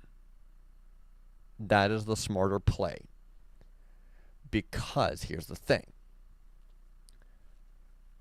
Drivers love their cars. They will do anything and everything in their power to make sure their precious vehicles are not damaged, including slow down. If you have infrastructure that is very narrow, has trees that divide the, divide the lanes that go opposing directions. If you have traffic lanes that their intersections are speed bumps, and the speed bumps are the sidewalks. If you have infrastructure where you don't have red lights, instead you have bowlers that go up and down. If you have infrastructure where whenever a pedestrian hits that button to be able to cross, and that bowler goes up for that pedestrian to cross, one of two things will happen. A, the driver will stop. B, the driver will wreck their car. Either way, the pedestrian wins. Either way, the cyclist wins. Either way, the scooter wins. Either way, the skateboarder wins. You see where I'm going here? If you build infrastructure for people, people will win. If you build infrastructure for cars, people will die. How much longer do we need to keep going down this path until we understand that? This is not conspiracy. We prove it every day. Ergo, this right here.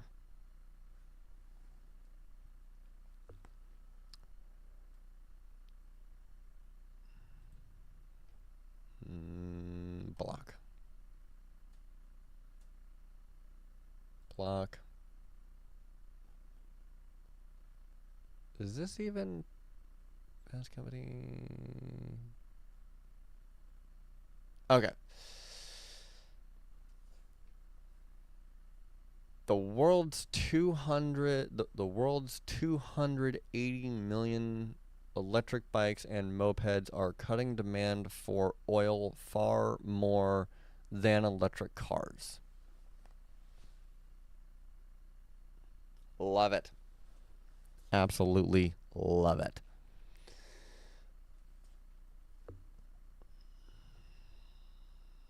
How much can I blow this up?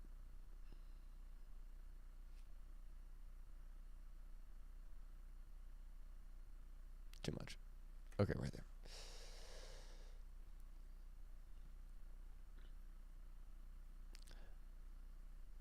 Also go ahead and take care of that. Okay. We hop in the car to get groceries or drop off kids at school. But while the car is convenient, these short trips add up in terms of emissions, pollution, and petrol/gas costs. Cost to half, close to half, 44% of all Australian commuter trips are by car, and under 10 kilometers, 6.2 miles, of Perth's 4.2 million daily car trips, 2.8 are for distances of less than 2 kilometers or 1.2 miles. This is common in wealthier countries. In the United States, a staggering 60% of all car trips cover less than 10 kilometers. Yikes. So, what's the best solution? You might think switching to an electric vehicle is the natural step.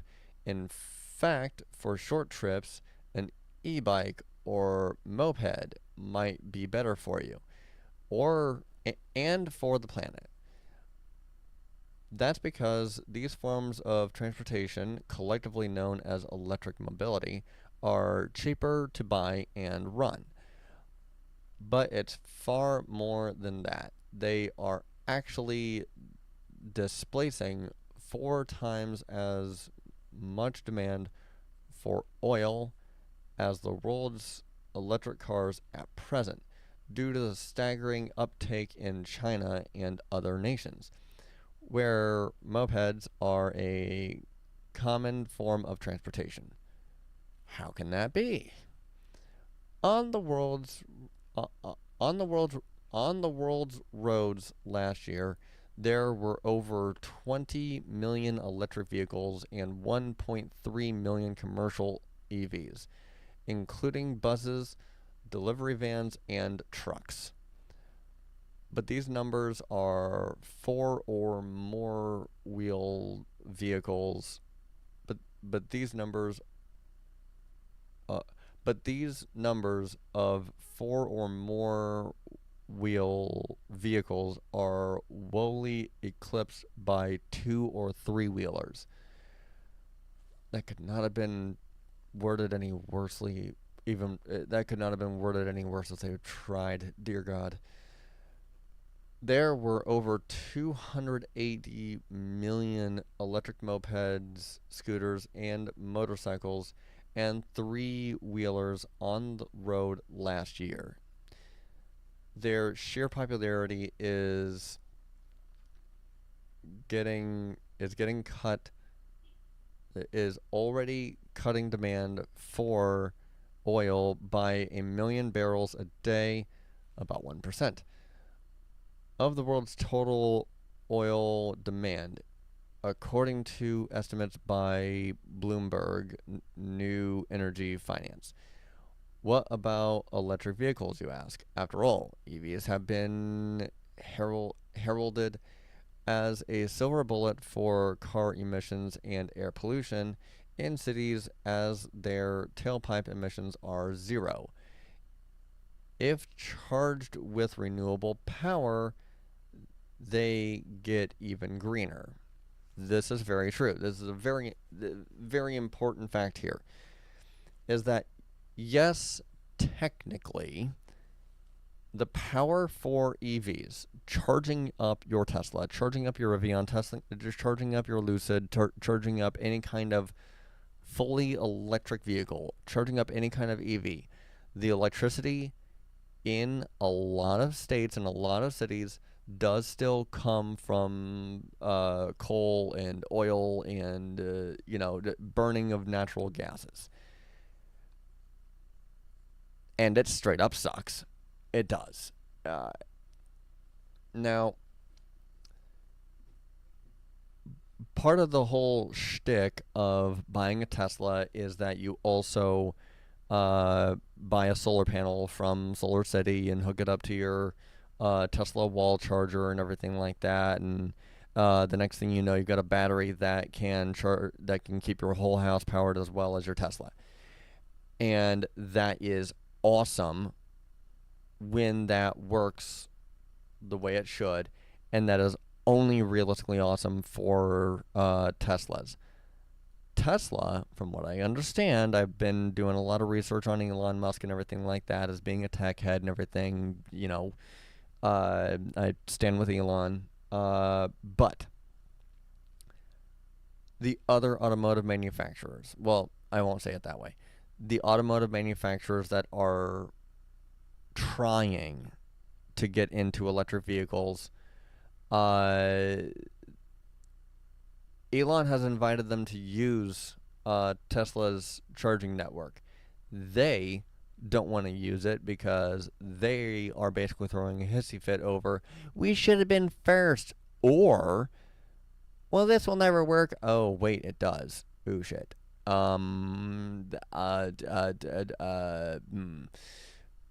So, does it suck to have that realization as a tech enthusiast, to realize that, hey, even if I were to buy this EV, it's still being powered by electricity that comes from gases and oils and other things that that I'm supposed to be able to step away from. Yes, it does. However, there are viable alternatives, and part of the reason why we've been having such a hard time adapting to them, largely from the research that I've done a decent amount of research. I'm not an expert by any means, but the research I've done on this topic leads me to believe that the main reason why we're still so dependent on oil and natural gas, uh, largely, not all the way, of course, but largely, is simply the fact that the solar technology is just not quite uh, uh, there yet.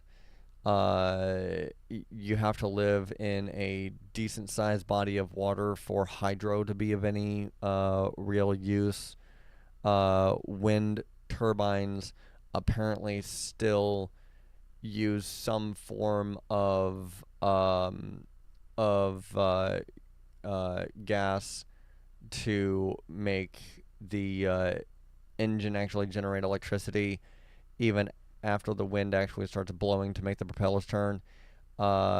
Especially in colder climates, they're just it, it's much, much, much harder for them to actually work the way they need to. And there's a whole host of reasons why, and I'm not gonna sit here and say, oh well, just have obviously Florida should be able to have solar panels just fine. Um, windier states or cities should be able to invest in wind turbines just fine. Coastal states should be able to invest in hydro just fine. And just, obviously it seems simple, but the fact is that we've invested so heavily, and by we I mean the industries as a whole. We've invested so heavily and so much money into using natural gas in so many different ways that we are having a hard time shifting away from that. And unfortunately, a lot of it is also based in fear. Fear of, oh well, what if this happens and it knocks everything out? Well, okay, yeah, that's bad, but let's see if we can't find another. It really just boils down to you finding a sustainable way to use cleaner energy that doesn't pollute the atmosphere, and we're getting there. Unfortunately, there's some deterrents. There's some powerful people that don't want it to happen because, well, it's been working for this long, so why can't it just continue to work? Um, you know, Unfortunately, there are some powerful people at the helm that just don't want change. Um, and then there's also, the deniers, the naysayers, everything like that. So you get people like me that are facing an uphill battle just because of people being romantic about the past and the way that it used to be, and the way that it's still somewhat still running today. And they will straight up just ignore the facts um, of the world today as it is. Uh, let alone admit fault. Uh, but to see them as what about other? But to see them as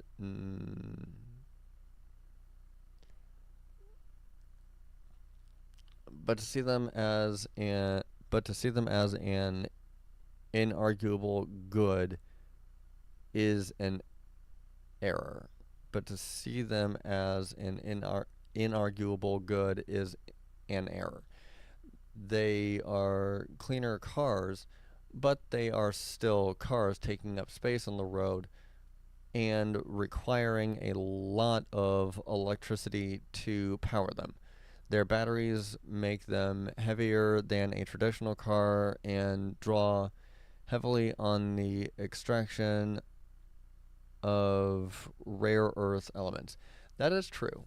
EVs are, while EVs are overall much greener than internal combustion engine cars, battery manufacturing can undermine some of the gains.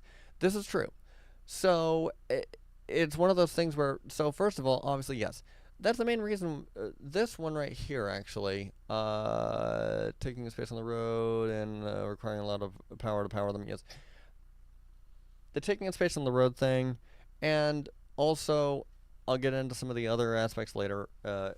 After I make this point, um, the taking in space on the road thing is the biggest thing. The taking in space on the road and the weight of it, right? So they are heavier. And what's the one thing that a lot of streets are just not, they're not made with the proper material. There's the difference between concrete and asphalt, and I'm not remembering which one is what. One is super cheap to use to make roads with, and thus the reason why it breaks down every year and you've got to repave it every year. And then the other one is super expensive, but it lasts for like 10 or 20 years. And you don't have to repair it nearly as much. With the fact that internal combustion engine cars, with the fact that ICE vehicles in general, are already super heavy and they're the ones causing the most damage to the road because of their weight and because of their speed and because of their size.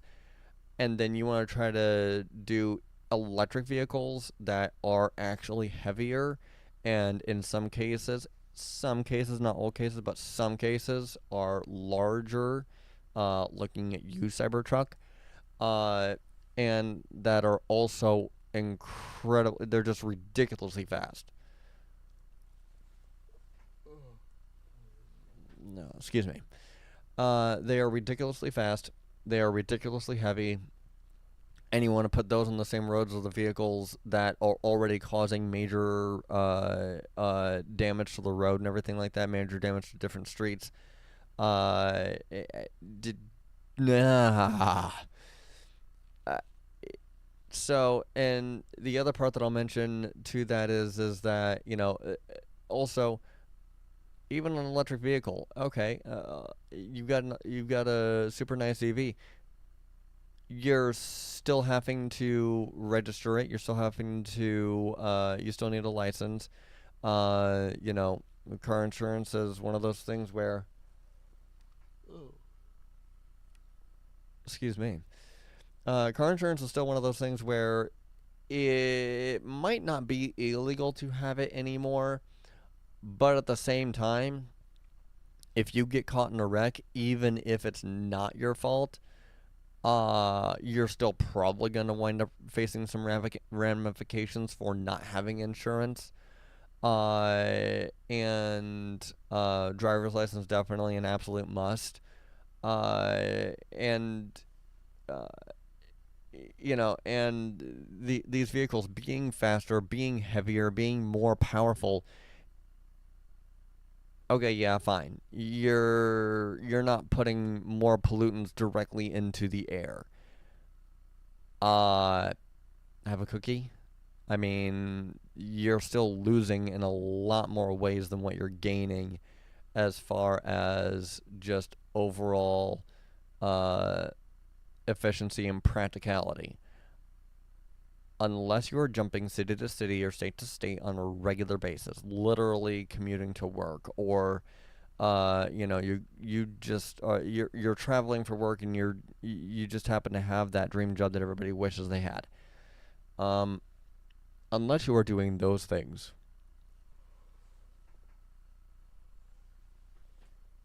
I need to do these live streams earlier. Apparently, oh my god, I'm already getting tired. Um, unless you are unless you are traveling on a regular basis, uh, you just don't need that kind of range. You don't need that kind of speed. You don't need that kind of power, and you definitely do not need that kind of size. Unless you have a job that you need, that it does require that. In which case, cool. But as I discussed in my previous podcast, cargo bikes are a thing. They exist. You can use them. Even if you're a tradesman, especially if you're working a trade or something like that, and you're like a handyman or something like that, you can absolutely use an electric cargo bike to get around with all your tools and everything like that. You probably can't pull a mobile home with them. I will grant that, but you know, you could probably still get away with a few decent sized tools and different things like that. So you know. That's one of those things where electric vehicles are still just overkill for the average person. They just are. On the plus side, petrol cars cost about 14 cents 14 cents Australian per kilometer, or about 20 cents per mile. Okay, okay. I'm in America. I've never dealt with any other type of currency, so reading that kind of threw me off. About 20 cents per mile in fuel, or about 1,820 Australian dollars in fuel annually for the average car doing 12,000 kilometers. Okay. Yeah, that's a lot. Maintenance averages 910 Australian dollars a year, bringing the total to 2730. Holy wow. $2,730. That's Australian dollars. For a petrol car. Ed notes since petrol.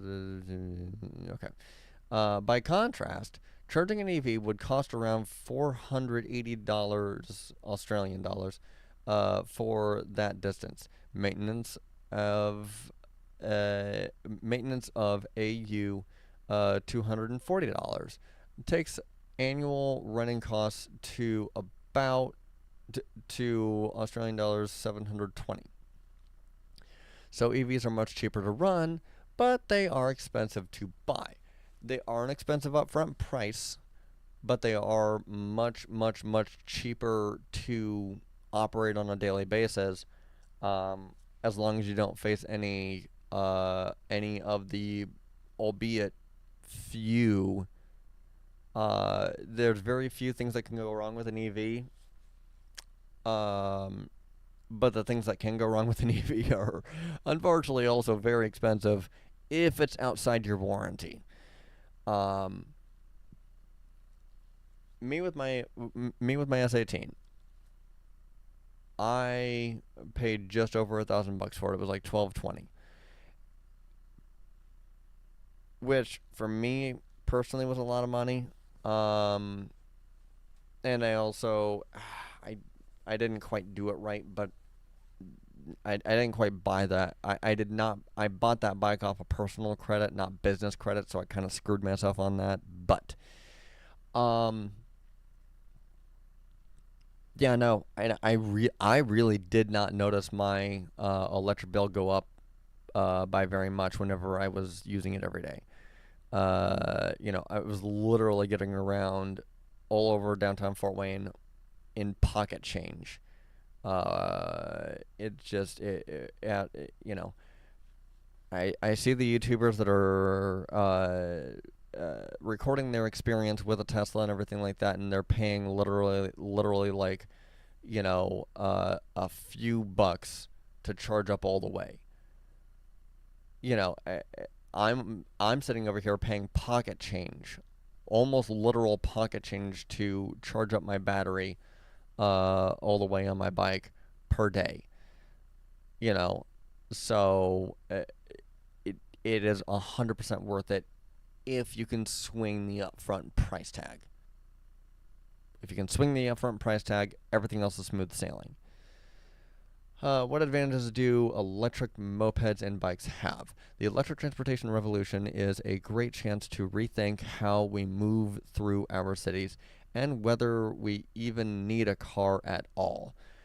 Cars, after all, are often have only one occupant. They're expending a lot of energy to transport. You're expending a lot of energy to transport yourself. This is very true. By contrast, electric mopeds and bikes use a lot of energy to transport one or two people. They're also a lot cheaper to buy and run than electric cars. If you commute on an e bike 20 kilometers, 12.4 miles a day, 5 days a week, your charging cost will be about 20 Australian dollars annually. Yes, I can vouch for that. That number is accurate. In Australia, electric bikes are very rapidly going from a hobbyist pursuit to a serious mode of urban transport. Over 100,000 e-bikes were sold there last year. Hey, I might want to move my business to Australia.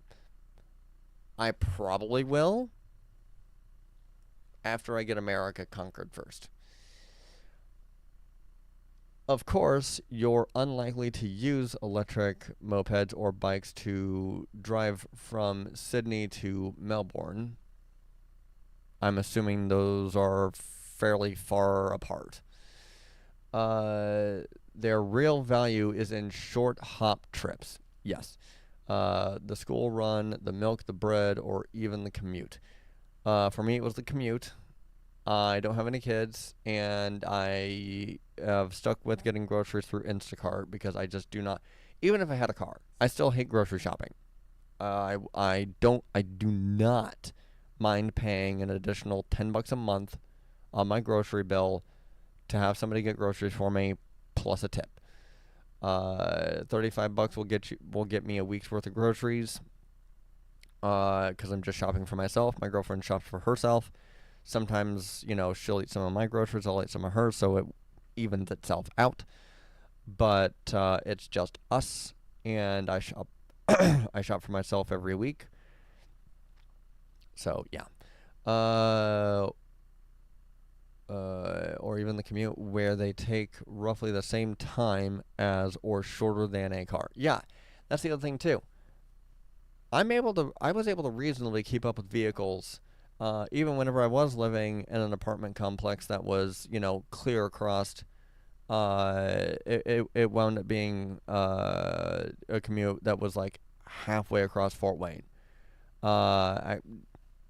Full disclosure, I lived up at Canterbury for a while, and where I would go to work would be roughly halfway across Fort Wayne.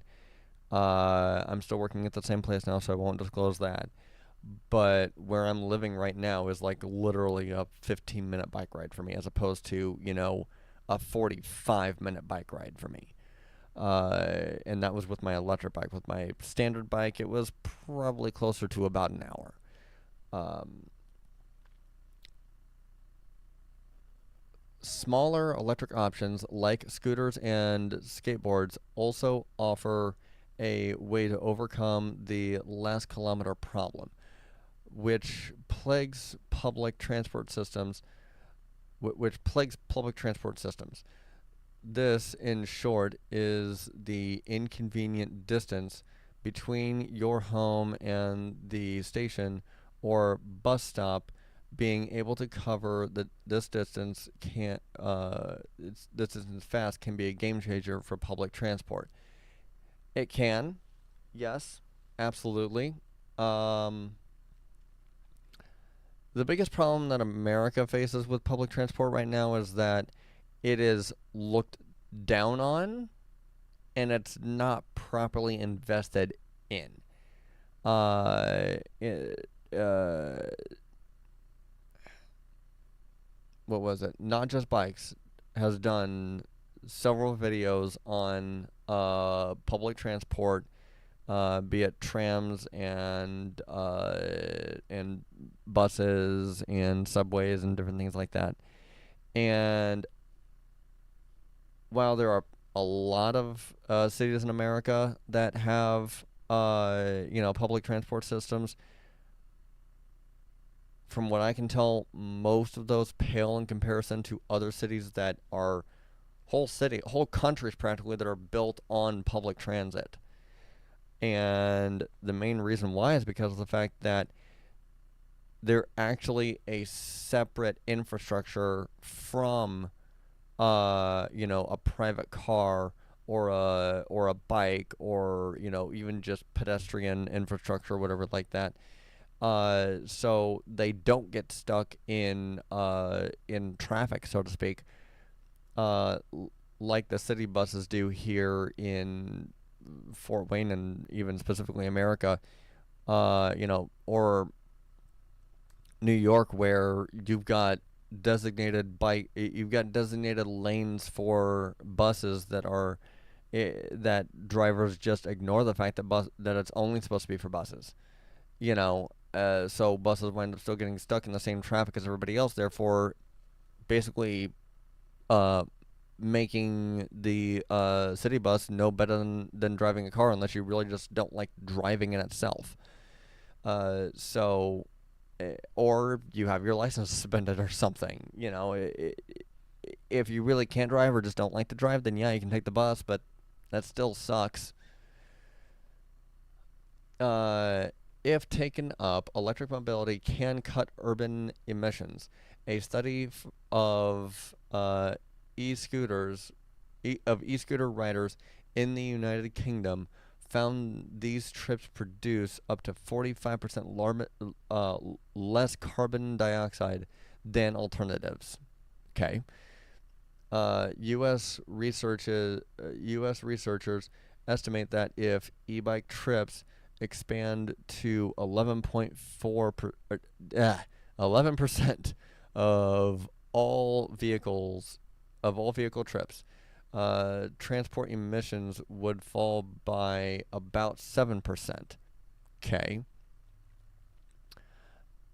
As petrol prices increase and battery prices fall, the cheaper running costs of electric vehicles and even cheaper running costs of electric mopeds, bikes, and scooters will keep eating at the demand for oil. Yeah, I mean that seems like a reasonable 2 plus 2 equals 4 scenario there. Uh,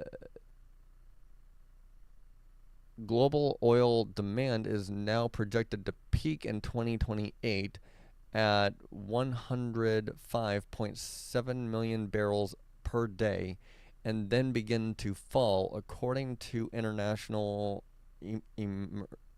Energy Agency. Good. I'm not saying that we need to cut our dependency of oil and gas completely from everything. Obviously, there are still things that we need gas and oil for, but the less dependent we are on it, even if it's over a gradual period of time, as long as we can find a reasonable alternative to a reasonable replacement, that is the ultimate goal. Obviously, it's going to take some time, it's going to take some doing, and it might not even happen in my lifetime. As a matter of fact, I'm pretty sure that a lot of things that are made using gases and natural oils and things like that, I'm guessing I'm pretty confident with saying that there are some things that nobody is probably going to find a reasonable alternative method of making said things within my lifetime. Uh, I, I say that, and I will put the asterisk on. I would love to be proven wrong. I would love to be proven wrong. If somebody comes along and proves me wrong on that, awesome. You know, I'll sit down with you and talk, and we can grab lunch, grab a drink, whatever the case is, like that. I'm gonna owe so many people so many drinks. Because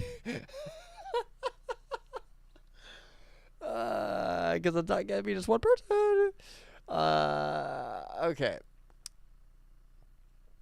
To electric vehicles will play a role in cutting oil demand, but may well it may well be that electric mobility cuts demand further. Even how fast these cheaper, more plentiful options are being taken.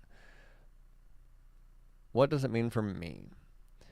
If you're looking to go electric, it's worth taking a look at your transport needs. If you live in an outer suburb or regional town, you may find the longer range and larger capacity of an electric vehicle is better suited. But for many people, it's likely you'll have a range of options. You might have one electric vehicle for longer trips or group trips, as well as an e-bike for the school run or groceries.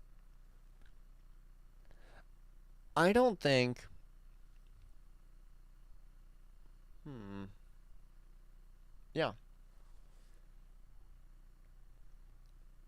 I don't think I've ever read. I don't think I have ever read a more well put together article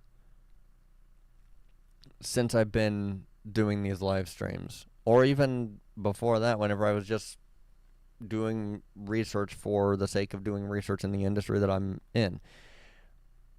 I genuinely, this is a very well written and researched article right here. Absolutely. Who wrote this?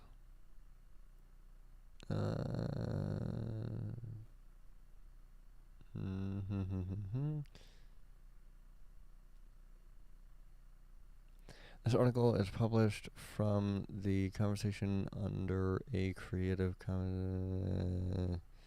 Who wrote this article? I want to know who they wrote. Who wrote the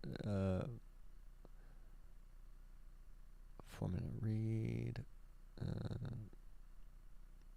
I can't tell. Oh well, to hell with it. Fast Company.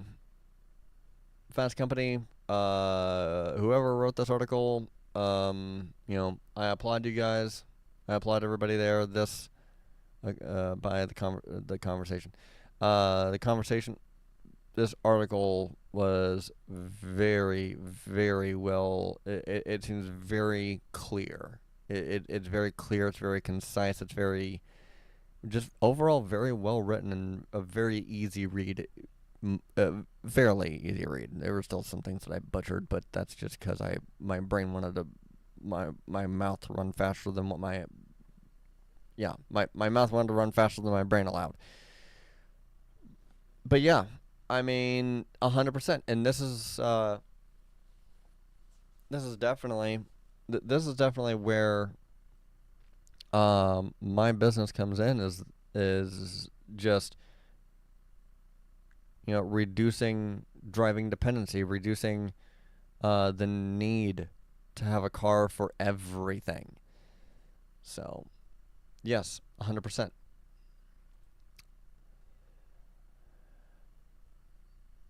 Drop shipping. The hustlers making millions from goods they never handled.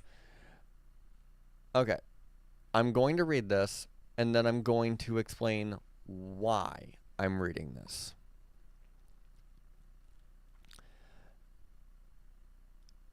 Gabriel Beltran moved from I don't even know to Miami with the dream of making it big as a drummer. 5 years ago, he was struggling to pay rent and live on his girlfriend's student loan. Then he made over $20 million, 15 million euros, through a little-known online retail technique, dropshipping, and in bedrooms around the world of savvy individual and in bedrooms of savvy individuals are getting rich in the same way. The sellers never see their products. They typically remain completely anonymous, and their marketing reaches hundreds of millions of people. Chinese goods. The process is simple. The dropshipper goes to an online Chinese marketplace and identifies a cheap product. The seller sets up a flashy website suggesting the product is made in the US or Europe and adds a huge markup. The dropshipper uses social media for promotion, often paying influencers to add legitimacy. When an order is received, the seller collects the customer's money, and only then do they buy the product. Finally, the product is shipped directly to the customer from China. In practice, the vendors act as virtual middlemen or women. All this is legal and done often well, and often done well. But the anonymity it confers means there is also abuse. The sale of counterfeit products is commonplace, and customers often don't receive their orders. Gabriel started off selling fake NFL products and made 50,000 in just 1 month. He says he hasn't sold knockoff products since. Okay. Uh, Stores come and go, and they literally steal money from people, he told the BBC. Those stores make millions of dollars within a month and then disappear and don't even ship a product. Sometimes the goods aren't actual counterfeits, but they may still aren't actual counterfeits, but may still infringe the intellectual property rights of the tech firms whose design have in effect been cloned, even though the product is sold under a different brand and uses its own packaging. Kevin David is a dropshipper who doesn't engage in the sale of such goods, but he says some of his friends have made hundreds of thousands of uh, have made hundreds of thousands a month selling knockoff AirPods. It's very easy to take the moral high ground, but if a lot of people had the skill set and were making tens of thousands of dollars profit a day, then they would probably think differently. Then they would probably think pretty differently, he says. Fake products. Dropshipping is not new, but the rise of social media celebrities has supercharged the model. Sellers previously marketed their products via eBay or Facebook adverts, but the boom in influencer marketing has given them access to many more credulous customers. Sarah, who asked us not to use her full name, working for a dropshipping operation called Magnetic SL, which sells products that feature its own brand. She told BBC Click that it paid Kourtney Kardashian, who has close to 100 million Instagram followers, $170,000. Wow, 203,000. To promote fake eyelashes and other beauty products and make the investment back many times over. Influencer marketing is nowadays enough to create the image of a strong, influential brand, she explained. People think you have an internationally renowned brand to engage influencers like Kourtney Kardashian, but that's completely false. Influencers who care about the quality of their products they promote are rare or even non-existent. Magnetic SL has attracted more than 1,000 complaints online. They include stories the product not being delivered or taking months to arrive. However, there is an equal number of glowing reviews.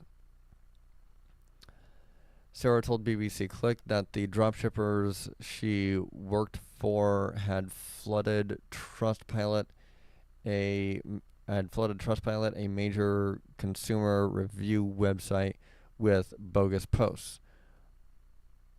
Almost 70% of their total customers wrote one-star reviews, so basically they just bought fake reviews to counter them and create fake accounts in order to make fake reviews.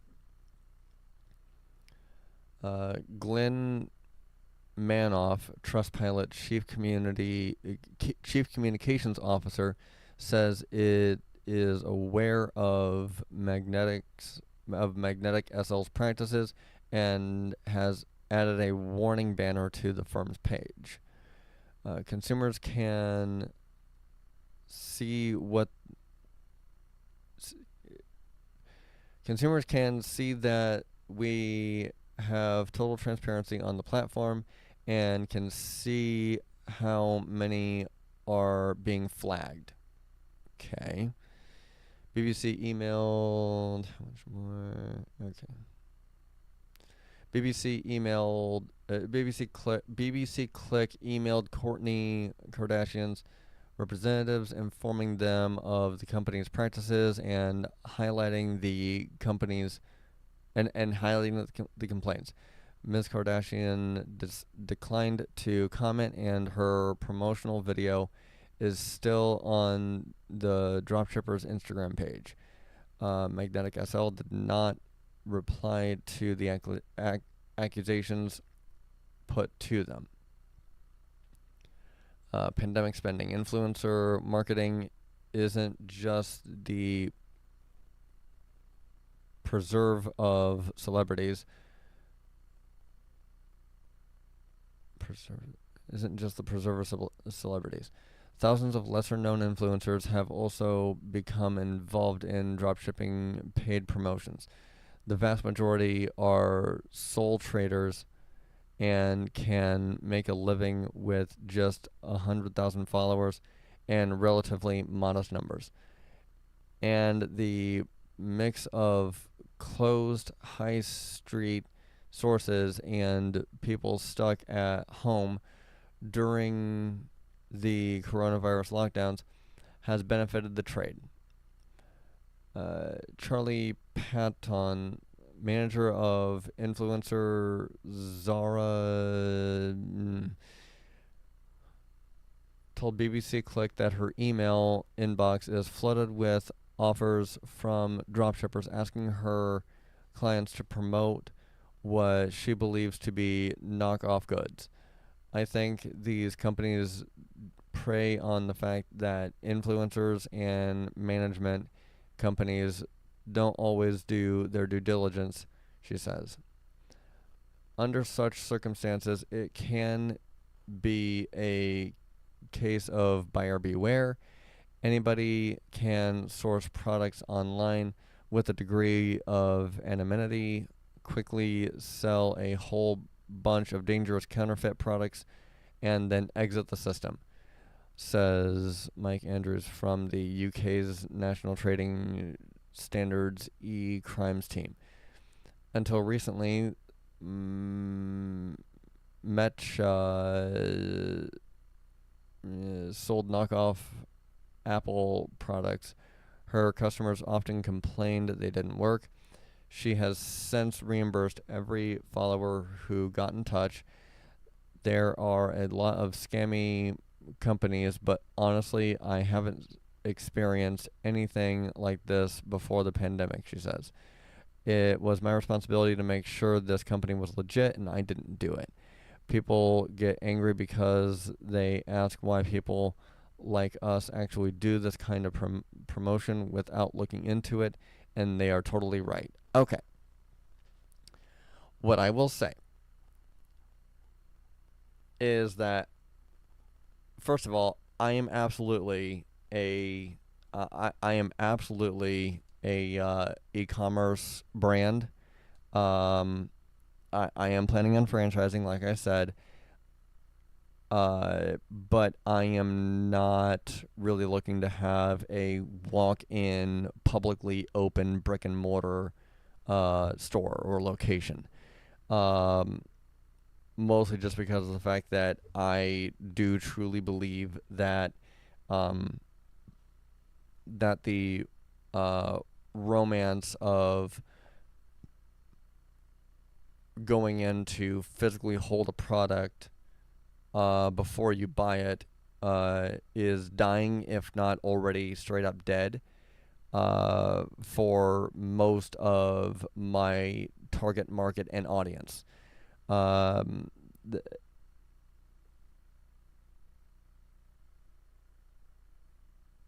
if I were really into the whole fast cash, making millions, making 100,000 in a few months, or even a million in a few months, or whatever like that, and vanishing,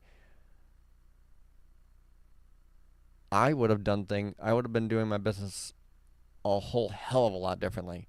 I wouldn't be making all this content and investing all this money into my business to make all this content right now for it.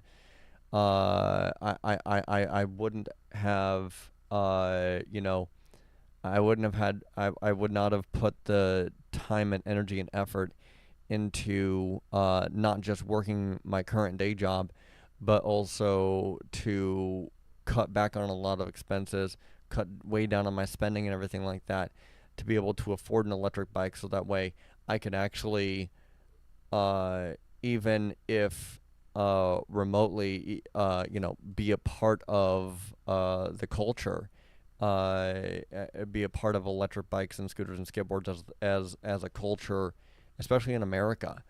Um, you know, I wouldn't have been making those videos on TikTok and YouTube Shorts and Snapchat like I was whenever I was riding around on my S18.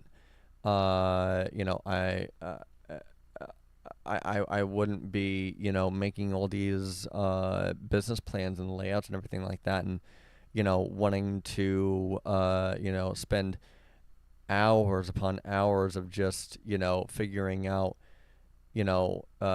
how can I make this work out, how can I make this work in a way that would make sense for what I'm really wanting to do, to really build a brand.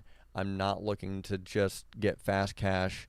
I'm actually wanting to build something that will last beyond even my kids' lifetime. You know, uh, so you know, do I get the skepticism of drop shipping? Do I get where people are coming from whenever they say things like, "Oh, well, you know, that's not a real business," you know, da da da da da. Yes, absolutely, because you get garbage like this. How people are just coming in to make some money from cheap knockoffs and doing a four or five or $600 markup or 600% markup, rather, not just hundreds, but literally they're taking a $5 product and marking it up to $40 or whatever like that. And calling it luxury whenever it's not. You know, it's the main reason why it is that I didn't just I don't just have this available for purchase right now. I want to make sure that this is solid quality. I want to make sure this can work out for me, that I can wear this on a daily basis throughout my day and actually keep me warm. In reasonably cold temperatures, and that it doesn't get chewed up through 3 or 4 or 5 wash cycles or whatever the case is like that. I want to make sure that I'm not just hawking cheap crap on my web store uh, just for the sake of making money and bounce. You know, we're gonna be tearing into the S18. Um, we're working on a few things right now, but we're going to be tearing in the S18. I'm going to be video documenting that and putting that up on social media to showcase, hey, this is what went wrong with it. This is how we're going to fix it. But we're also probably going to have to make sure that the bike is different enough that we're not going to wind up with a lawsuit or something like that saying, hey, you're using our product and not giving us credit, whatever the case is like that. I don't really know if that would even work that way or not, but yeah, no. Long story short, I'm not looking to get a whole bunch of fast cash. I'm looking to sell enough products so that way I can invest in the business and grow it to the point where I can actually buy assets, and then I can retire. And whenever I say retire, I mean quit my day job and basically just work on this and being a full-time parent. Because this would be essentially just on full autonomous mode, and I would still pop my head in when from time to time, whatever like that, to make sure everything's working just fine, make sure I'm accessible to my employees and everything like that. But for right now, my main goal is just to get things up and going. My main goal is to make sure I'm not selling garbage. And like I said at the beginning of this live stream, my ultimate goal is to reduce driving dependency and to increase local, urban, and residential commuting in a safer way than what we've been doing. So. 30 best countries with best drivers and stringent traffic laws.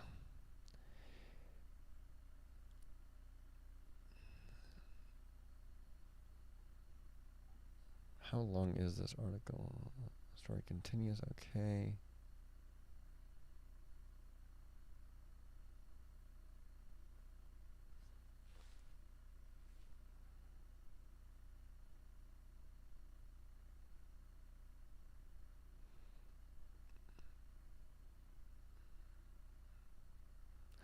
Okay, I'm just gonna go ahead and list the countries out real fast and see what little blurbs they have about them. 30 countries with best drivers and stringent traffic laws. Montenegro. Uh, estimated traffic deaths per 100,000 since 2019. 7.64. I'm assuming that's million. Maximum urban speed limit. Maximum urban speed limit in 2017, 50 kilometers per hour. People in Montana.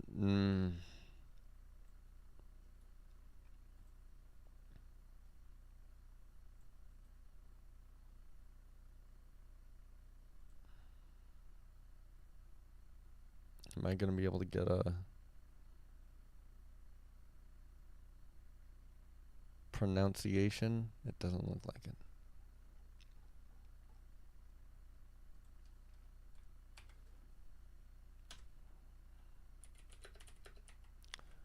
There we go.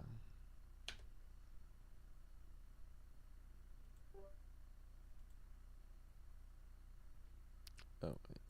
Montenegro. Montenegro. Montenegro. Montenegro. Okay. Okay, that makes sense. Montenegro must carry a. People in Montenegro must carry a warning triangle and reflective jacket at all times in case of a breakdown. Interesting.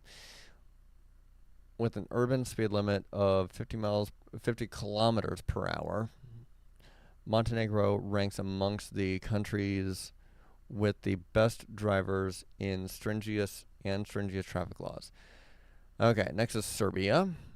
Maximum traffic deaths estimated traffic deaths per year 100,000 per 100,000 in 2019, 7.25. Maximum urban speed limit in 2017 50 kilometers an hour. According to methodology, Serbia ranks among the countries in the best drivers in the stringiest and stringent traffic laws. The overspeeding fine in Serbia can go up to EUR 1,000 EUR 85 for not wearing a seatbelt and 50 and EUR 50 for using a mobile phone while driving. I have no clue what those numbers mean. I'm totally ignorant whenever it comes to this stuff. I'm going to enlarge that a little bit here. Yep, too much. Okay, right there. Okay. Serbia, Turkey.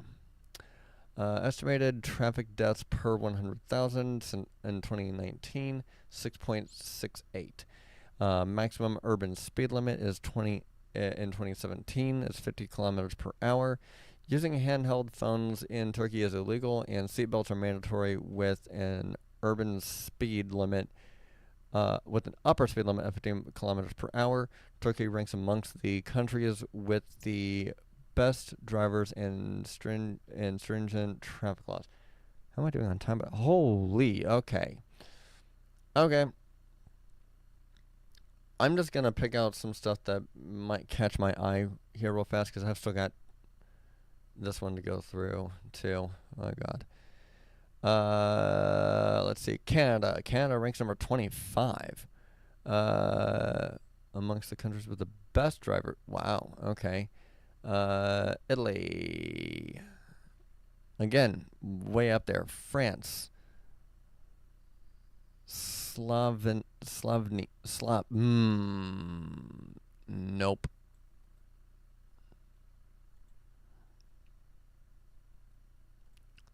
Slovenia.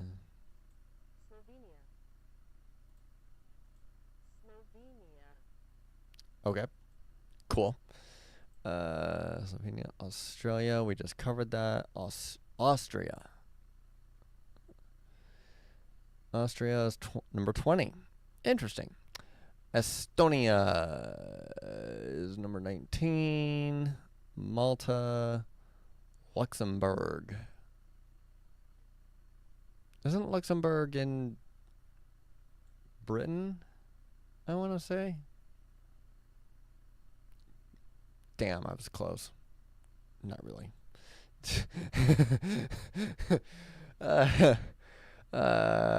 Netherlands. Netherlands is all the way down to 16. Ugh, wow.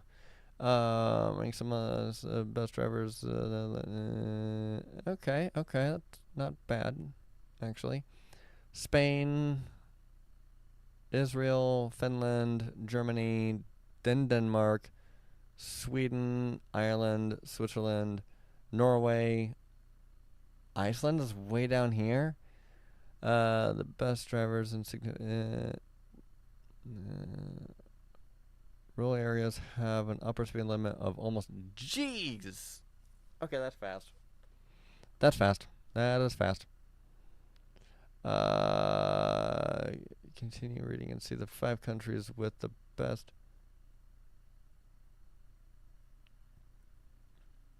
United Kingdom. Okay. Wait. Number 5.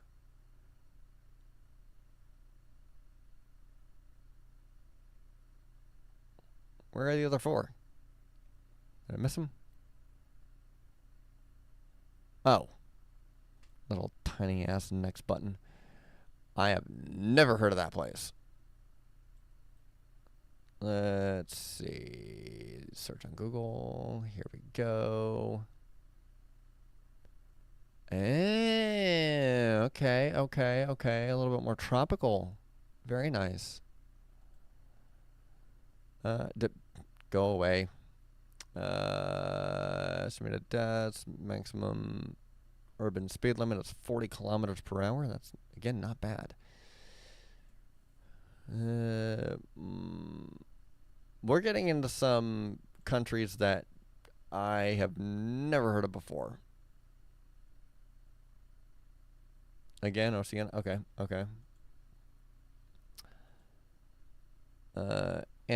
Antigua and Barbuda. Why are they tied? Oh, that's why. Okay, cool. They just happen to be tied. And number 1.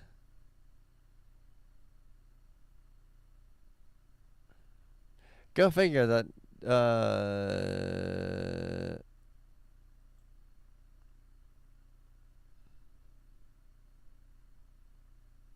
Yeah, go figure that the country with the lowest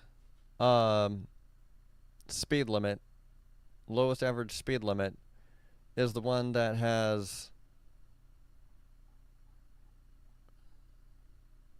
Well, now hold on.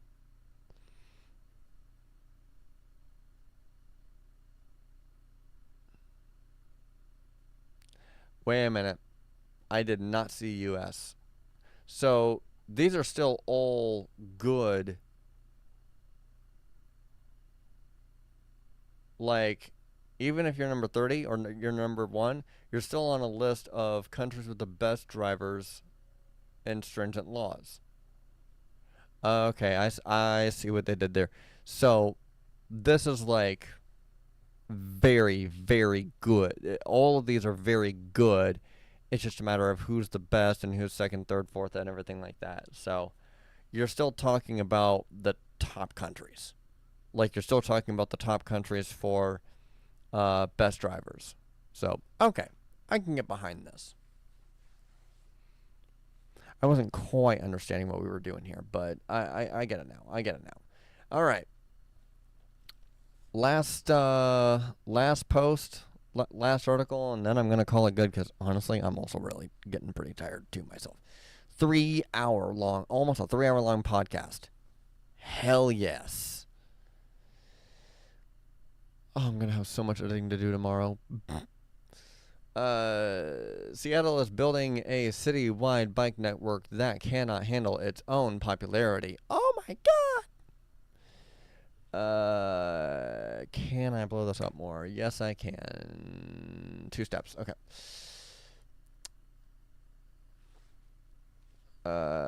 Seattle's climate plan calls for doubling bicycling, but SDOT is not building its bike facilities to handle the load.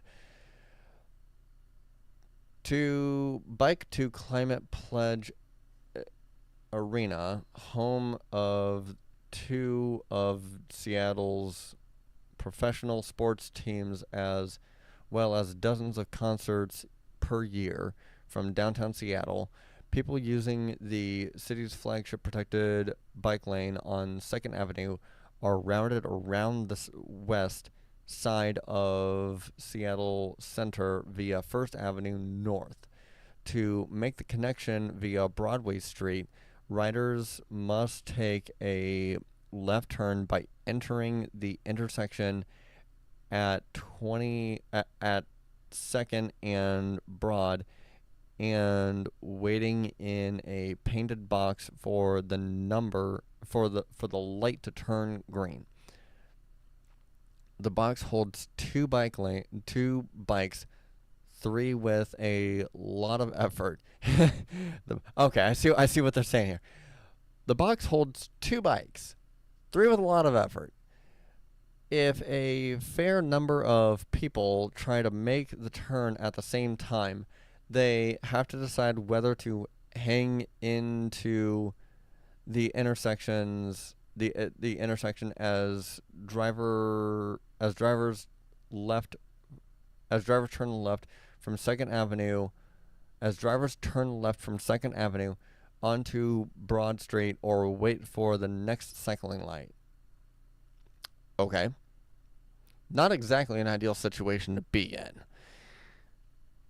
With the theoretical capacity to move thousands of users per hour, the bike lane's actual capacity is limited by this design, mirrored in a number of other new facilities around the city.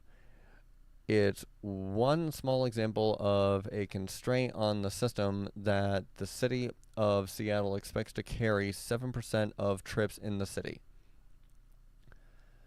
350,000 per weekday. I'm getting tired. By 2030, as laid out in Seattle Department of Transportation's new climate change response framework. But while the design of bike boxes will absolutely play a small role, there seems to be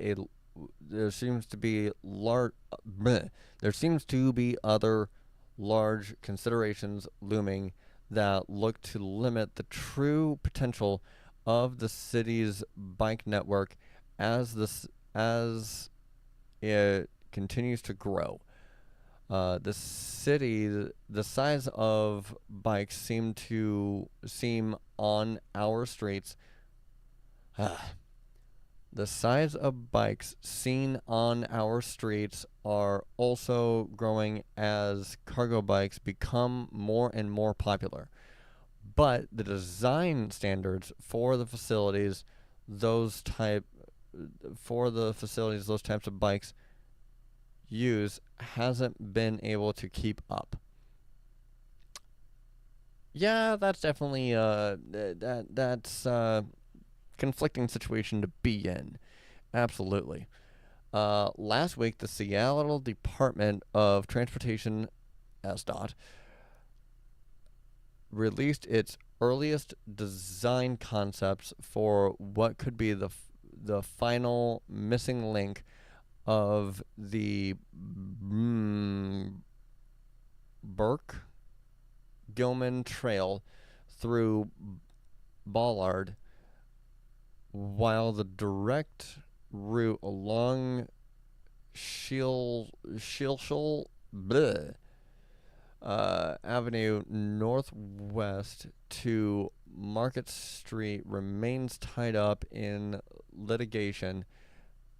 Council member Dan Strauss was able to secure buy-in from the Harrell administration to fully sketch out a route that uses 17th Avenue Northwest and Leary Avenue Northwest, one that Strauss has long advocated for predating his time on the city council. The designs feature a 10-foot multi-use trail along the Market Street and Leary Avenue sidewalks, with no buffer between them at intersections like Ballard Avenue Northwest and 22nd Avenue Northwest crosswalks will be raised, but the full combined width of the trail and sidewalks will narrow down at the crossing, adding to conflicts between people walking and biking along that stretch. Yeah, come on, really? It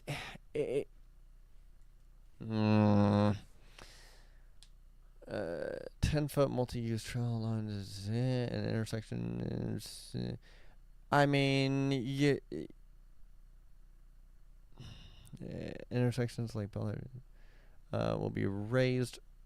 Raised is good. Raised is definitely good. But the full combined width of the trail and the sidewalk will narrow at the crossing. Wouldn't you want that wider? You would want the crossing to be wider, so that way it doesn't add to conflict. It helps the conflict. It alleviates conflict between people walking and biking along the stretch. Yeah, no.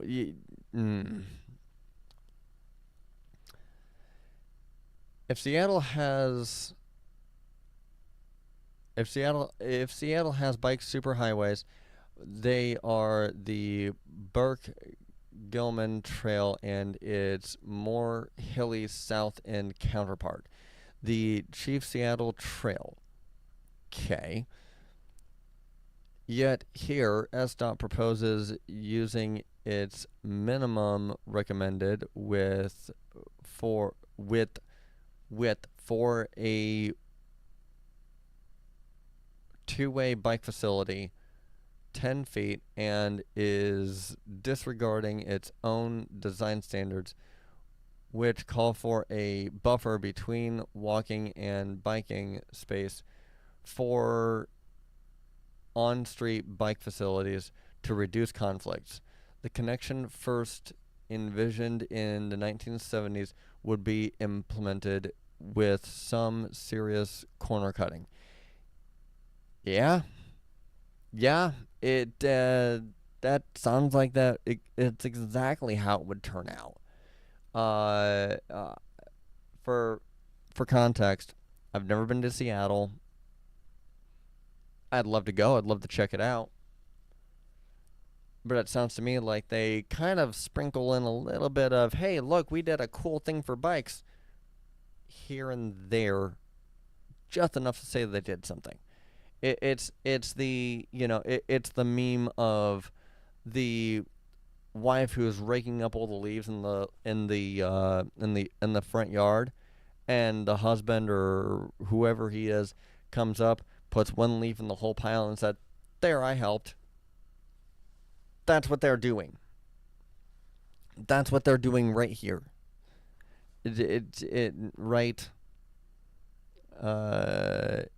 here. That's what they're doing. Is that meme? If you're gonna do a thing to actually help people, actually do a thing to actually help the people. Come on, really? Yeah.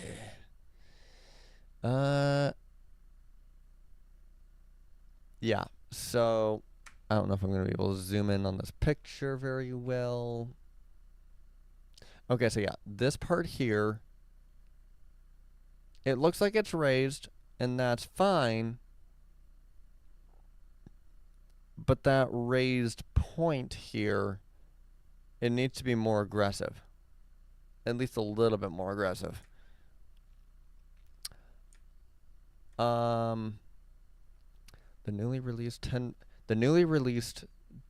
10% design for the final segment of the Burke-Gilman Trail in Bullard features a 10-foot multi-use directional alongside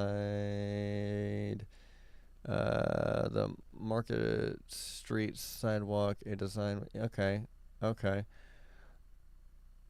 This I'm mostly okay with because at least there is some separation between um, cyclists and drivers.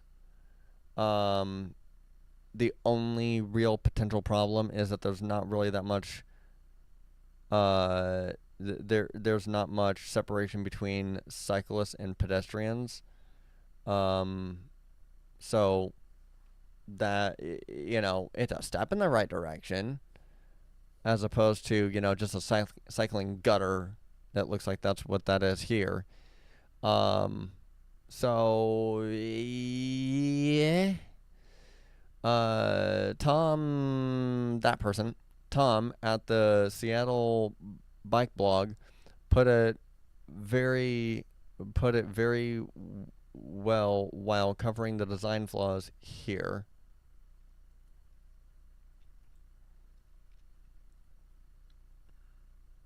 Oh, I should be reading off of this one. It looks way longer too. I'm probably not going to get to that tonight though. Tom, which look to cram the people who should be most prioritized on the Market Street into one narrow area. Yeah, that's the other thing too is that, this whole area here could easily be, I'm going to say this whole area here could easily be used for pedestrians, and then put this row of like street lamps and trees and grass like right here instead, to separate and make from here to here be the bike lane, and then on the other side where this would be, this side here, that would be for drivers. That's just what that's my immediate thought. In a perfect world, in a perfect scenario, this would be the only thing you would need aside from, people being able to walk and if people really wanted to drive, they would just jump into this thing here. Just saying, in a perfect world, that would be the way it would be.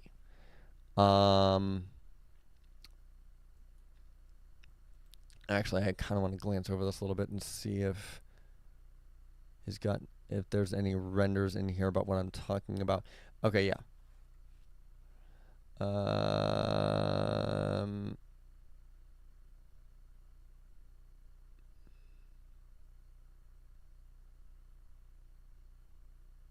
The suicide lanes, I'm not sure about.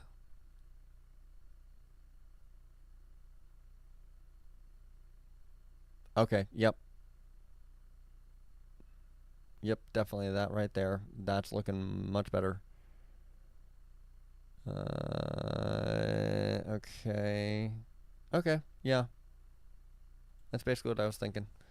While the 17th and Leary Way alternative... Did I read this whole thing?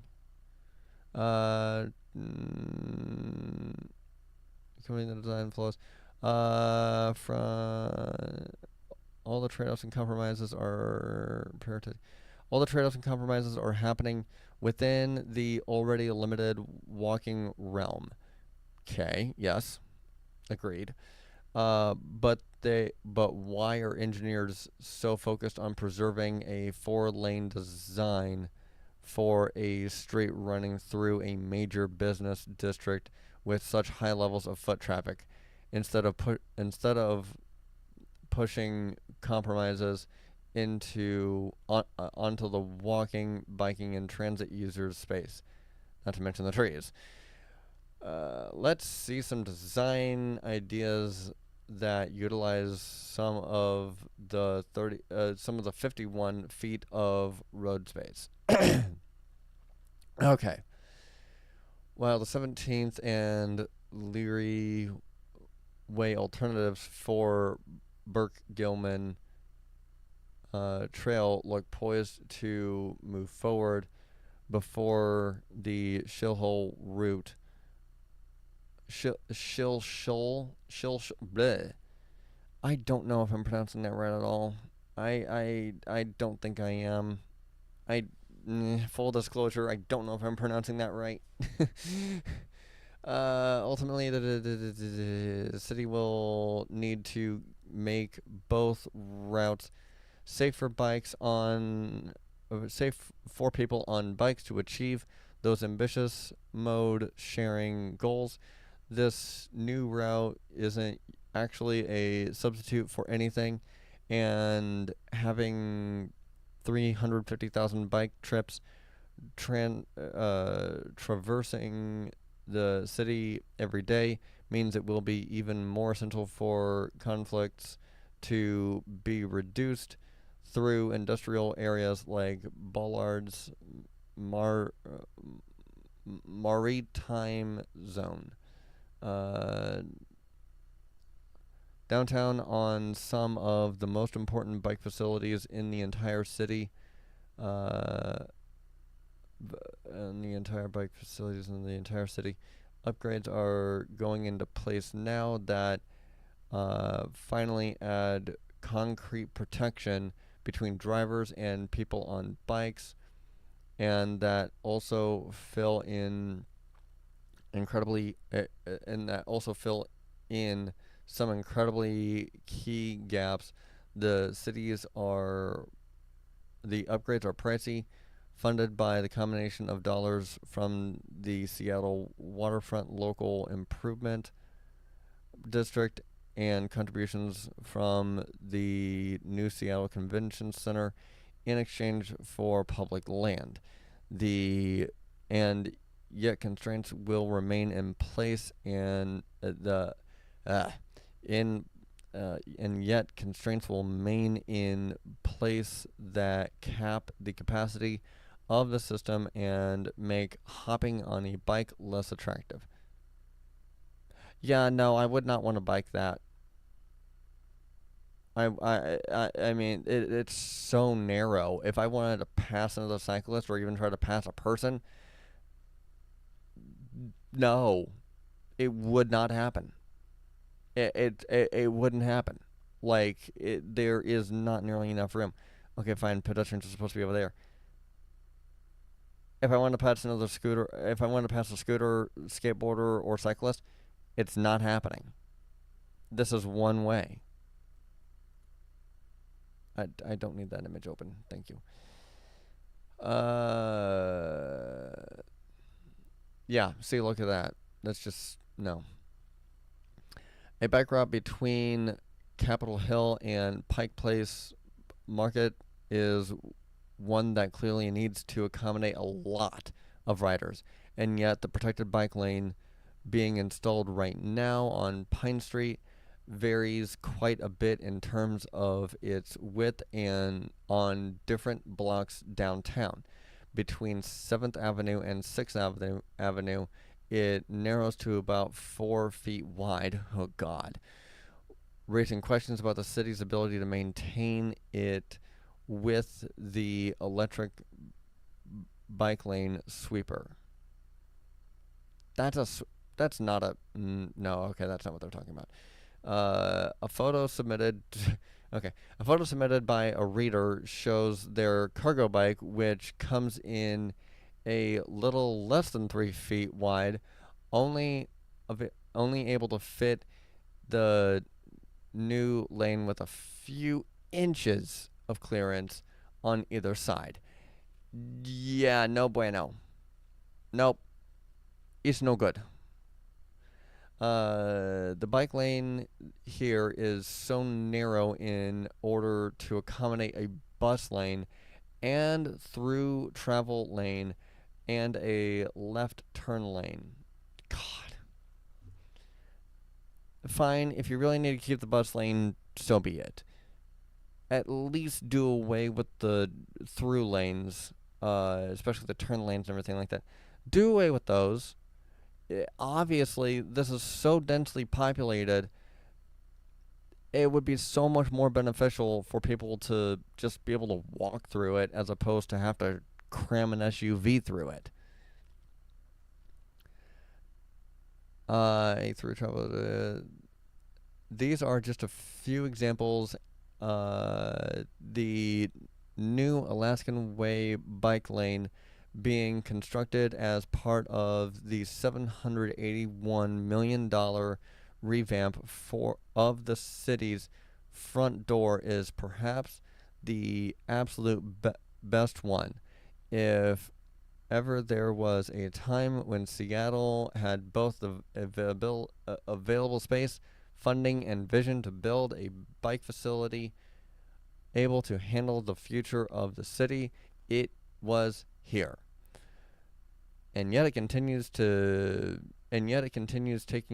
shape, and yet as it continues taking shape, its design and therefore its potential is absolutely scaled back from what was promised initially, which much less what it could have been. Yikes. Seattle's urban design manual, Streets Illustrated, is due for an update. The update be an opportunity to leave the idea of minimum standard widths behind and push the city to be more forward thinking about bikeway and sidewalk rather than rather than standards, with the goal of full alignment with lofty goals laid out in places like the climate change response framework. Otherwise, we're intentionally hamstringing the next set of readers who will need to face these same issues, and causing the hard-fought dollars that go into building these projects to fall short of their full potential. Yeah, unless you're actually willing to fully invest in the entire infrastructure for cycling, just putting in bicycle gutters is not going to cut it. In the same way that, just laying down paint that says bike lane is not infrastructure. It will not stop drivers from, being distracted or even potentially just aiming for cyclists or whatever like that. It's not going to do any good. You actually need to build out the entire infrastructure in order to make it work. This looks like a good start. It looks like a good start. If they have enough follow through that they actually manage to build out the rest of the infrastructure, meaning that you have, wider bike lanes and do away with the freaking through traffic except for buses. Buses are fine.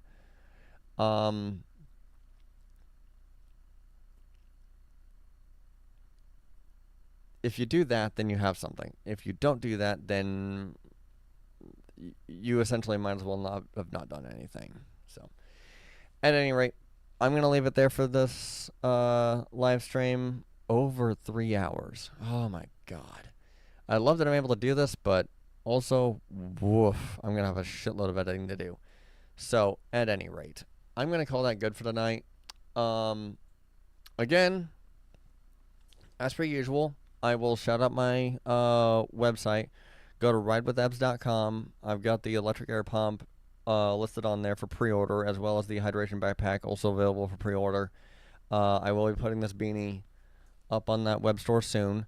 Probably, I'll probably have it on there by next live stream, and that will be a print on demand. So that will not be pre-order. That will be print on demand. You buy it, you will get it shipped to you, right to your door. This is still a drop shipping e-commerce business after all, but I'm not looking to hawk cheap garbage on my website and just have a 500% markup on everything.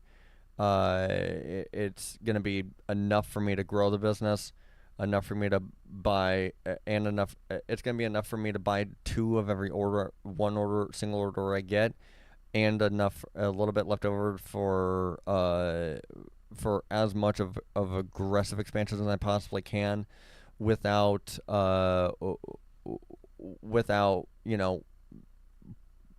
making this be $100. I know that nobody's gonna buy $100 beanie, especially from me, from a unknown brand. But at the same time, I'm also not gonna list this beanie for $5 either.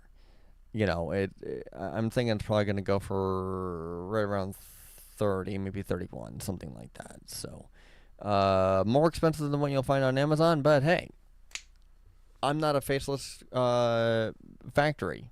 I'm, very much a real human being that's just looking to get his startup business off the ground, and eventually expand and franchise. So, check that out definitely. And I will be